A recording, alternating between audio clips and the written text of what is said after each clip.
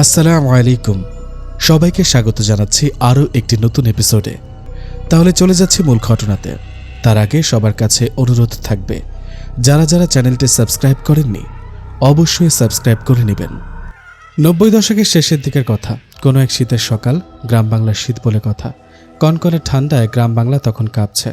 এমনই এক সকালবেলা এলাকার সবচাইতে প্রভাবশালী আলী বাড়ির গফফর আলী কোদাল হাতে বাড়ির ঝোপঝাড় পরিষ্কার করতে লাগলেন। বড়লোক হলেও নিজের কাজ তিনি নিজে করেই অভ্যস্ত। হঠাৎ দেখেন একটা কালো গোখরা সাপ ফনা তুলে বসে আছে, কিন্তু গফফর আলীকে দেখে সাপটা পালিয়ে যেতে চাইল। গফফর আলী মনে হলো সাপটাকে মেরে ফেলা উচিত, কারণ আবার কোনো সময় এসে কার পায়ে ছবল মারে কে জানে। সাপটা দ্রুত গতিতে ঝোপের মধ্যে পালিয়ে যেতে চাইল, কিন্তু তখনও লেজের অংশটা গফফর আলীর সামনে দৃশ্যমান ছিল। সাপের লেজটা কোদাল দিয়ে কেটে দিতেই গফফর আলীর দুই পা সাথে সাথে অবশ হয়ে যায়। সে মাটিতে হোঁচট খেয়ে পড়ে। সাথে সাথেই তার বড় ছেলে বাপ্পি চিৎকার দিয়ে বলে, আব্বা তুমি এটা কি কাম করছো? বাপ্পির মা সাথে সাথে তার স্বামীর কাছে ছুটে যান। গিয়ে দেখেন তার স্বামীর কোমর থেকে পা অবধি নাড়াতে পারছেন না। বাপ্পি নিজের বাবার কাছে না গিয়ে সাপের কাছে যেতে ওর মা চিৎকার দিয়ে ওঠে। ওর মা ভয় পেয়ে যায়। খুব সামান্য সময় কি থেকে কি হয়ে গেল। বাপ্পি তার মাকে আশ্বস্ত করে, মাকে ভয় পেতে মানা করে। ঠিক তখন ওর বাবা বলে ওঠে, বাপরে নিচে তো শক্তি পাই না, সব অবশ অবশ লাগে। বাপ্পি তখন খুব অবাক করে দিয়ে ওর বাবাকে বলে, এটা ছিল জিনের পোলা, তুমি জিনের পোলার পায়ের অংশ কেটে দিছো, সাথে সাথে জিনের অভিশাপ লাগছে তোমার উপরে। হঠাৎ চোখের সামনে সাপটা উধাও হয়ে গেল। পড়ে রইল কাটা লেজটুকু। বাপ্পির সাথে সাথে সেটাকে তুলে নিল। কিছুটা ধুলো লেগেছিল, সেটা ফু দিয়ে সরিয়ে একটা পরিষ্কার পলিথিনের ব্যাগে ভরে ফেলল। বাপ্পির বাবা তখনও বাড়ির উঠোনে পড়ে আছে। কাছে এসে বাপ্পি বলল, এটা কোনো ডাক্তার সারাইতে পারবো না আব্বা, আমি দেখি আমি করবার পারি। ওর বাবা আর মা এসব শুনে বেশ ভয় পেয়ে যায়। ছেলের মুখে হঠাৎ এসব কি কথা, আর এসব কি বা ঘটে যাচ্ছে সাত সকালে, তারা কিছুই বুঝে উঠতে পারছিল না। বাপ্পি আর ওর মা দুজনে মিলে গফফর আলীকে মাটি থেকে তুলে ঘরে নিয়ে যায়। গফফর আলীর চোখ দুটো ছলছল করছিল, সেটা দেখে তার স্ত্রী কান্না করে দেয়। বাপ্পি তখন ওনাদের পাশে বসে বলে, আব্বা ভয় পাইও না, এই অভিশাপ কাটানোর লাগা যা করণ লাগে আমি করব। বাপ্পির মা জিজ্ঞেস করে, বাপ তুই কেমনে জানলি এটা জিনের পোলার অভিশাপ? বাপ্পি বলল, মা মেলা কথা পরে কমনে, আগে ঝামেলা মিটাই লই। এটা বলেই বাপ্পি বাড়ি থেকে বেরিয়ে গেল, হাতে সেই পলিথিনের ব্যাগ, তার মধ্যে সাপের লেজের কাটা অংশ। বাপ্পির গন্তব্য পোড়াবাড়ি গ্রাম। 10 গ্রাম পেরিয়ে মৃত হয়ে আসা কালী নদীর পাড়ে অবস্থিত একটা বট গাছের নিচ দিয়েই সেই পোড়াবাড়ি গ্রামের রাস্তা চলে গেছে। সেখানে বাস করেন এক বুড়ি, তাকে সবাই বুড়িমা বলেই সম্বোধন করেন। বুড়িমার বয়স 90 ঊর্ধ্ব। বাপ্পির আপন নানি এই বুড়িমা। এই বয়সেও সে নিজের কাজ নিজেই করে। পাশের বাড়ির একটা ছোট্ট মেয়ে মাঝে মধ্যে এসে সাহায্য করে যায় কেবল। বাপ্পি বহুবার চেয়েছে তার নানিকে নিজের কাছে রেখে দিতে, কিন্তু তিনি কিছুতে রাজি হননি। তিনি বলেন, তোর ও জায়গার পানি ভালো না, আমার সহ্য হয় না। বাপ্পি জানে এটা এড়িয়ে যাবার জন্য বলা, কারণ নিজের ভিটেমাটি ছেড়ে কেউ নাকি যেতে চায় না। সাইকেল চালিয়ে বুড়িমার কাছে পৌঁছাতে বাপ্পির দুপুর গড়িয়ে গেল। বুড়িমার বাড়িতে এসে বাপ্পি দেখে তার বুড়িমা দুপুরের খাবার খেয়ে বিশ্রাম নিচ্ছেন। তড়িঘড়ি করে সাইকেল থেকে নেমে বাপ্পি তার বুড়িমার দিকে অগ্রসর হয়। বুড়িমা বাপ্পিকে দেখে খুব খুশি হলেও বাপ্পির চঞ্চলতা তার মনের মধ্যে কিছুটা ভয় ধরিয়ে দেয়। বাপ্পি বলে, বুড়িমা আব্বা তো ইয়াসির জেনারে কোদাল দিয়ে কোপ দিছে। বুড়িমা চমকে ওঠে, বলে, বলিস কি, এটা কেমনে হইল? বাপ্পি পুরো ঘটনা খুলে বলে। তখন ও নানি কাটা লেজের অংশটা হাতে নিয়ে একটা দীর্ঘশ্বাস ফেলে বলেন, চারুলতা অহন কি করব কে জানে, মানুষের ভালো করতে গিয়া যদি জিনের খারাপ হয় তাইলে কেমনে হইব। বাকি ঘটনা জানবার আগে আমাদের এখন একটু পেছনে ফিরে যাওয়া দরকার। বাপ্পির জন্মের পরপর ওর মা প্রচণ্ড অসুস্থ হয়ে গেলে ওর নানি ওকে লালন পালন আরম্ভ করে। সেটা তখন থেকে আরও 24 বছর আগের কথা। ওর নানাও তখন বেঁচে ছিল। বাপ্পির বাবা ব্যস্ত ছিল তার শ্বশুরের সাথে ব্যবসা আর নিজের বউয়ের দেখভাল করতে। বাপ্পির বড় হওয়াটা একরকম ওর নানির সাথে। ওর নানি ওকে মায়ের আদর ভালোবাসা দিয়ে বড় করেছে। বাপ্পির যখন কিছুটা বুঝ এলো, ও আবিষ্কার করলো ওর নানি প্রায় রাতেই ওকে ঘুম পাড়িয়ে দিয়ে কোথায় যেন চলে যায়। মাঝে মধ্যে ওর ঘুম ভেঙে পাশে নানিকে না পেলে কিছুটা অস্থির হয়ে যেত বাপ্পি। একদিন নানিকে জিজ্ঞেস করে, ও নানি কই গেছিলা তুমি? ওর নানি জিজ্ঞেস করে, তুমিও যাইবানি? বাপ্পি বেশ উদ্দীপ্ত কণ্ঠে বলে, হ নানি জামু। বাপ্পির বয়স তখন মাত্র 7 বছর। এর পরদিন রাতে তুমুল জ্যোৎস্নার আলোয় ওরা দুজন বের হয়। বাড়ির পাশে বয়ে গেছে কালী নদী। কালী নদীতে তখনও ছিল জোয়ার। নদীর পানিতে জ্যোৎস্নার হাসি যেন টলমল করছিল। বাপ্পির নানাদের একটা নৌকা ছিল, ওরা দুজন সেই নৌকায় উঠে বসে। বাপ্পির ষাটঊর্ধ্ব নানি নিজেই বৈঠা হাতে নৌকা বাওয়া শুরু করে। ঝিরিঝিরি বাতাসে এমন জ্যোৎস্না রাতে এর আগেও বাপ্পি এই নৌকায় উঠেছে, তবে সেবার নদী পার হয়ে ওরা এক আত্মীয়ের বাড়িতে গিয়েছিল। এবার নৌকায় উঠে ও যেন পুরো প্রকৃতিটাকেই উপভোগ করছিল। প্রায় মাঝ নদীতে আসতে বাপ্পি কিছুটা দূরে একটা শাপলা ফুল দেখতে পেল। নদীর মাঝখানে ওই একটাই শাপলা ফুল। সবচাইতে অবাক করা ব্যাপার এটাই যে সেই লাল শাপলা ফুল থেকে আলো বেরোচ্ছিল। সেটা দেখে বাপ্পি ওর নানির কাছে চলে আসে, বলে, নানি দেখছো ফুলটারে? নানি কিছুটা মুচকে এসে বলে, চল তাইলে ফুলটা দেখা আসি। বাপ্পি তো আরও খুশি হয়ে যায়। নৌকা ঠিক মাঝ নদীতে শাপলা ফুলের কাছে আসতেই ওর নানি কাকে যেন উদ্দেশ্য করে বলে, কিরে আজ মাঝ নদীতে কেন? বাপ্পি বেশ অবাক হয়। ওর নানি কার সাথে কথা বলছে? কেউ নেই তো এখানে। ছোট্ট বাপ্পিকে নিজের সন্তানের মতন ভালোবাসে বুড়িমা। ওকে তাই ভয় পাইয়ে দিতে মন চাইল না বুড়িমার। কিছুটা কৌশলী হয়ে বাপ্পিকে সে বলল, বাপ্পি এই শাপলা কথা কইবার পারে, তুমি কিছু জিগাইবা? ছোট্ট বাপ্পি চোখ দুটো বড় করে তাকায় তার নানির দিকে। নানি হাসে, বলে, তুই জিজ্ঞেস করে দেখ বাপ্পি, এই ফুলে তোর লগে কথা কইব। বাপ্পি বলে, এই শাপলা তুমি কিরাম আছো? শাপলা তখন বলে, আমি বেশ ভালো আছি, তুমি? বাপ্পি তখন খুশিতে আত্মহারা হয়ে পড়ে। একটা শাপলা তার সাথে কথা বলছে, এর চাইতে আনন্দের আর কি হতে পারে? বাপ্পি তখন বলে, আমিও ভালো, তুমি কথা কইবার পারো কেমনে? শাপলা তখন দুলতে দুলতে হাসতে থাকে। সে হাসি শুনে বাপ্পিও হেসে দেয়। এরপর ওর নানি বলে, এই শাপলা আমার সখী হয়। বাপ্পি বলে, আমারও সুখী বানামো। ওর নানি হাসতে হাসতে বলে, তাইলে তো ভালো করে লেখাপড়া করন লাগবো। বাপ্পি বলে, আমি করবো। বাপ্পি শাপলাকে উদ্দেশ্য করে বলে, শাপলা তোমার নাম কি? শাপলা বলে, আমার নাম চারুলতা। ছোট্ট বাপ্পির মুখে হাসি লেগে আছে। নানি তখন বলে, আজ রাইতে ঝড় আসবো, বাড়ি ফিরতে হইব, আমরা আবার আরেকদিন আসবো। শাপলা ফুলের কাছ থেকে বিদায় নিয়ে ওরা চলে আসে। আসবার পথে ওর নানি ওকে খুব করে বলে দেয়, বাপ্পি এই কথা কাউরে কইবা না শোনা, এইটা তোমার আর আমার গোপন কথা। বাপ্পি মেনে নেয়। সে তার নানির এই গোপন কথা কাউকেই কখনো বলে না। বাড়ি ফিরে সে তার নানির কাছে হাজারো প্রশ্ন করতে থাকে। তার মধ্যে ছিল, সে এই কথা বলা শাপলা ফুলকে কি করে বন্ধু বানালো, সব শাপলা কথা বলতে পারে কিনা, ইত্যাদি ইত্যাদি। ওর নানি ওকে যা বলেছিল তার সারমর্মটি ঠিক এমনটা ছিল। বাপ্পির বুড়িমা বিয়ের আগ দিয়ে এই কালী নদীতে সাথীদের সাথে গোসল করত, সাঁতার কাটতে আসতো। তখন বয়স 11 কি 12। একদিন বিকেলবেলা হঠাৎ বৃষ্টি শুরু হলে ওর সাথে থাকা দুই সখী দ্রুত উঠে চলে যায়। ও নিজেও কুলের দিকে সাঁতার কাটছিল, কিন্তু কোনোভাবেই পৌঁছাতে পারছিল না। ওর মনে ভয় ঢুকে যায়, কারণ জোয়ার তখন উল্টো দিকে বইছে। ছোট্ট শরীর পানির গতির বিপরীতে আগাতে পারছিল না। ও চিল্লাতে থাকে, কিন্তু ততক্ষণে বেশ দেরি হয়ে যায়। হাল ছেড়ে দেয় বুড়িমা। ঠিক এমন সময় ও অনুভব করে কিছু একটা কিংবা কেউ একজন ওকে ধরে নিয়ে কুলের দিকে আগাচ্ছে। শরীর প্রচণ্ড দুর্বল হয়ে যাওয়ায় কুলের কাছে আসতেই ও অজ্ঞান হয়ে যায়। অজ্ঞান হয়ে যাবার আগে ও একটা মহিলাকে দেখতে পায়। বুড়িমার যখন ঘুম ভাঙে সে নিজেকে তার ঘরের বিছানায় আবিষ্কার করে। পাশে তার মা চাচিরা বসে আছে। মায়ের চোখে তখনও কান্নার পানি। বুড়িমার জ্ঞান ফিরতে সে বুড়িমাকে বুকে জড়িয়ে ধরে বলে, তুই আর কোনোদিন একা একা নদীতে যাইবি না। বুড়িমাকে ফিরতে না দেখে তার মা নদীর ধারে এসে, বুড়িমা নদীর ধারে একটা গাছের নিচে পড়ে আছে। বুড়িমার জ্ঞান ফিরতে মনে পড়ে যায় সেই মুখের কথা। এই ঘটনাকে কাউকেই কখনো বলবে না সে। একদিন আবার বান্ধবীদের সাথে পানিতে নেমে ডুব সাঁতার দিচ্ছিল। এমন সময় নদীর তলে বুড়িমা সেই পুরনো মুখটা দেখতে পায়। সাথে সাথে প্রচণ্ড ভয়ে বুড়িমা মাথা উঠিয়ে নেয়, কিন্তু কাউকে বুঝতে দেয় না। ও সাহস করে আরেকবার মাথা নিচে নামাতে কেউ একজন কানে কানে বলে, আমি এই নদী শাসন করি, আমার তোর মতন একটা বোন ছিল, মরে গেছে, তুই আমার বোন হবি? ছোট্ট বুড়িমা এবার প্রচণ্ড ভয় পেয়ে গেলে সেই কণ্ঠে আবার বলে, ভয় পাস নে বুড়ি, আমি তোর ক্ষতি করব না। বুড়িমা তখন সাহস করে পানির নিচে জিজ্ঞেস করে, তুমি কেডা? সেই কণ্ঠ তখন বলে, আমি চারুলতা, এই নদীর রানী আমি মানুষ না, আমি পানিতে থাকা জিন। আর ঠিক এরপর থেকেই বন্ধুত্ব গড়ে ওঠে বাপ্পির বুড়িমা আর চারুলতার মধ্যে। শর্ত একটা, বাড়ি কিংবা পরিবারের কাউকে এই কথা কোনোদিন কখনোই বলা যাবে না। একমাত্র যদি কাউকে চারুলতা তার নিজের কথা জানাতে বলে, তবেই বুড়িমা চারুলতার কথা জানাতে পারবে। বুড়িমার বিয়ে, সংসার, বেড়ে ওঠা, ধন সম্পদের মালিক হওয়া, বুড়িমার স্বামীর ব্যবসার উন্নতি সাধন, সব কিছুতেই এই চারুলতার ছোঁয়া ছিল। বুড়িমা কখনোই নিজের থেকে চারুলতার কাছে কিছুই চায়নি। চারুলতা নিজেই ভালোবেসে সব কিছু দিয়ে গেছে। বুড়িমা জিনদের অনেক গল্প শুনে থাকলেও জিনদের বাস্তব জগৎ সম্পর্কে তার কোনো ধারণাই ছিল না। বুড়িমা জানতে পারে পানির তলেও আরেক জগৎ আছে, যেখানে কিনা এই জলজ জিনদের বাস। এদেরকে বলা হয় মাইয়ুন জাতি বা জলজ জাতি। আর এই অত্র এলাকার রাজত্ব এই চারুলতার হাতে। এক জীবনে বুড়িমা নিজের থেকে শুধু একটা জিনিসই চেয়েছিল চারুলতার কাছে, সেটা ছিল তার আপন মেয়ে তথা বাপ্পির মায়ের সুস্থতা। বাপ্পির মা নিজেও জানে না তার মৃত অবস্থা থেকে ফিরে আসার পেছনে জিন ডাক্তারদের কতখানি অবদান রয়েছে। বাপ্পির জন্ম হবার পরেই চারুলতা বলেছিল বাপ্পির বয়স যে রাতে 7 পূর্ণ হবে পঞ্জিকা মতে সে রাতের চাঁদ পূর্ণ আলো দেবে, আর সেদিন যদি মেঘের আনাগোনা না থাকে তবেই চারুলতা বাপ্পির সাথে সাক্ষাৎ করবে। বাপ্পির সাথে চারুলতার দারুণ সম্পর্ক গড়ে ওঠে, নানি নাতির ভালোবাসার সম্পর্ক। বাপ্পির বয়স যখন 12 তখন তার বাবা নিজ গ্রামে বাড়ি করলে সেখানে স্থানান্তরিত হয়। বাপ্পির জন্য সেটা বেশ কষ্টের হলেও মেনে নিতে হয়। নিজ গ্রামে এসে ও হাই স্কুলে ভর্তি হয়। নতুন বন্ধু, নিজের গ্রাম, বাবার পক্ষের আত্মীয় স্বজন সবাই থাকলেও ওর মনটা পড়ে থাকতো ওর নানি আর নানার কাছে। সে বছরে ওর নানা হঠাৎই এক সকালে আর ঘুম থেকে ওঠেনি।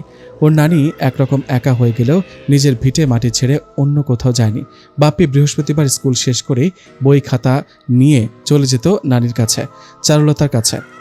এভাবে ভালোই চলছিল সবকিছু, কিন্তু দিনে দিনে কিছু জটিলতা শুরু হয় বাপ্পির বাবা মানে গফফার আলী আর তার আপন চাচাতো ভাইয়ের মধ্যে, জমিজমা সংক্রান্ত। গফফার আলী চাচাতো ভাইয়ের দাবি এটাই যে গফফার আলী বাড়ি করার সময় তার অংশের কিছু জমি ভোগ দখলে নিয়েছে। তার বিপরীতে গফফার আলীর কথা এটাই যে বাড়ি করার সময় তো তোদের সামনে বাড়ি করলাম, তখন তো কিছুই বললি না। এমনকি জমির দলিল আর কাগজ অনুযায়ী গফফার আলী কোনোভাবেই তার চাচাতো ভাইয়ের জমির সীমানা লঙ্ঘন করেননি। কিন্তু বাপ্পির এই চাচা মানে জিয়ারত আলীর একটাই কথা, বাপ্পি আর বাবা মিলে জালিয়াতি করেছে, তাকে ঠকিয়েছে। জিয়ারত আলী প্রচণ্ড ধূর্ত প্রকৃতির মানুষ, এটা এলাকার সবাই জানে। হঠাৎ একদিন বাপ্পি স্বপ্নে দেখে তার চারুলতা নানি তাকে ডাকছে, ডেকে ডেকে বলছে, বাপ্পি তোর বাবার সামনে কঠিন বিপদ। জিয়ারত আলী তোর বাবাকে হত্যা করার পরিকল্পনা আটছে, তোর বাবাকে মেরে ফেলে তোদেরকে বাড়ি থেকে উচ্ছেদ করে সবকিছু ভোগ দখল করার পরিকল্পনা তার। মধ্যরাতে এমন স্বপ্ন দেখে বাপ্পির ঘুম ভেঙে যায়। এই স্বপ্ন কোনো সাধারণ স্বপ্ন নয়, কিন্তু নিশ্চিত হতে তাকে তো চারুলতার সাথে দেখা করতেই হবে। সকালে ঘুম থেকে উঠেই বাপ্পি সোজা পোড়াবাড়ি গ্রামের উদ্দেশ্যে রওনা দেয়। চারুলতা, বুড়িমা আর বাপ্পি মিলে অবশেষে এই সিদ্ধান্তে উপনীত হয় যে বাপ্পিদের বাড়ি পাহারা দেবে এক প্রহরী জিন, নাম তার ইয়াসির। বাপ্পি চলে আসার আগ দিয়ে চারুলতা কিছু তথ্য বাপ্পিকে জানিয়ে রাখে। প্রথমত, জলজ জিনেরা যেমন শাপলা মাছ কিংবা জলজ প্রাণীর রূপ ধারণ করতে বেশি পছন্দ করে, প্রহরী সৈন্য কিংবা ডাঙার জিনেরা গোখরা সাপের রূপ ধরতে বেশি পছন্দ করে। সুতরাং বাপ্পি যদি হঠাৎ কোনো সাপ দেখে তবে ভুলেও যেন আঘাত না করতে চায়। সম্ভব হলে এক গামলা গরুর বা ছাগলের দুধ দিতে পারলে জিন খুশি হবে। দ্বিতীয়ত, প্রহরী জিনেরা এক বিশেষ জাদু দ্বারা সুরক্ষিত থাকে, কিন্তু এই জাদু মানুষের বিপক্ষে অভিশাপ হিসেবে কাজ করে। সুতরাং ভুল করেও এই জিনকে যদি কেউ আঘাত করে থাকে তবে সে বড় কোনো ক্ষতির সম্মুখীন হবে। পরদিন ভোরবেলা আলো ফুটতেই বাপ্পির ঘুম ভেঙে যায়। ঘুম ভাঙতেই দেখে বালিশের কাছে একটা গোখরা সাপ ফনা তুলে বসে আছে। বাপ্পি প্রচণ্ড ভয়ে চিৎকার দিয়ে ওঠে, কিন্তু অবাক হয় তার চিৎকার কোনো শব্দ শোনা যায়নি। সাথে সাথে মনে পড়ে চারুলতার কথা। বাপ্পি বুঝতে পারে এটা ইয়াসির। বাপ্পি সাথে সাথে উঠে এক গামলা দুধ এনে হাজির করে সাপরূপী ইয়াসিরের সামনে। সাপরূপী ইয়াসির তখন ফনা দুলিয়ে জানান দেয় ধন্যবাদ। আস্তে করে বাপ্পি জিজ্ঞেস করে যে চারুলতার মতন সেও কি অন্য বেশ ধারণ করে কথা বলতে পারে কিনা। সাথে সাথে গামলার সাদা দুধের ওপর লেখা ভেসে ওঠে, আমি ইয়াসির, পরিচিত হয়ে ভালো লাগলো, তবে আমি এই সাপের বেশে কথা বলতে পারি না। বাপ্পি বলল যে ও বেশ ভয় পেয়ে গিয়েছিল। এরপর কথায় কথায় বাপ্পি ও ইয়াসির জিন সম্পর্কে অনেক কিছু জানতে পারে। ইয়াসির জিন বাপ্পিকে বলে সে তাদের বাড়ির পাশের লিচু গাছে উঠে বসে থাকবে, কাউকে গাছে উঠতে যেন বারণ করে দেয়া হয়। সে এটাও বলে গাছে উঠে বসে থাকার কারণ সে গাছে উঠে বসে থাকলে একে তো নিরাপদে থাকবে, অন্যদিকে চারপাশে নজরও রাখতে পারবে। ইয়াসির জিনের সাথে ধীরে ধীরে বাপ্পির সখ্যতা গড়ে ওঠে। বাপ্পি জানতে পারে ইয়াসির জিন ডাঙার জিন হলেও কোনো এক কারণে ইয়াসির জিন ও তার দলবল জলজ রানী চারুলতার কাছে বন্দী। এই প্রহরী দলের সদস্য সংখ্যা আনুমানিক 2 লক্ষ। কোনো এক যুদ্ধে এই জিনেরা অন্য রাজ্যের এক জলজ জিনের রাজার কাছে হেরে গেলে সেই জলজ রাজা তাদেরকে মেরে ফেলার সিদ্ধান্ত নেয়, আর তখনই চারুলতা তার রাজ্যের এক বিশাল অংশ ছেড়ে দিয়ে এই প্রহরী বা সৈন্য জিনদেরকে মুক্ত করে নিয়ে আসে। বাপ্পির প্রচণ্ড আগ্রহ ছিল এটা জানতে চাওয়ার যে মানুষ যদি ওদেরকে আঘাত করে তবে এই অভিশাপটা কিভাবে কাজ করে। ইয়াসিরের দেওয়া তথ্য অনুযায়ী ইয়াসিরদের পিতা ছিলেন জিনের সর্দার, এত শক্তিশালী সর্দার যে ভয়ঙ্কর ইফরিত জিনেরা পর্যন্ত তাকে সমীহ করে চলত। কিন্তু একদিন এই অবস্থার পরিবর্তন ঘটে। কিছু জিন আর মানুষ মিলে প্রহরী জিনদেরকে এক বিশেষ জাদু করে মেরে ফেলতে শুরু করে। অনেকটা ক্ষোভ থেকেই, কারণ প্রহরী জিনেরা নিজ শক্তি দ্বারা শয়তানি জাদুর প্রভাব কাটাতে সক্ষম, আর এতে করে কিছু শয়তান জিন ও মানুষের ক্ষতি হয়ে যাচ্ছিল। জিনদের স্বার্থ হাসিল করতে তারা এমন জাদু ও বিষক্রিয়ার ফাঁদ তৈরি করে যে প্রহরী জিনেরা একে একে হাজারে হাজারে মরে যেতে আরম্ভ করলো।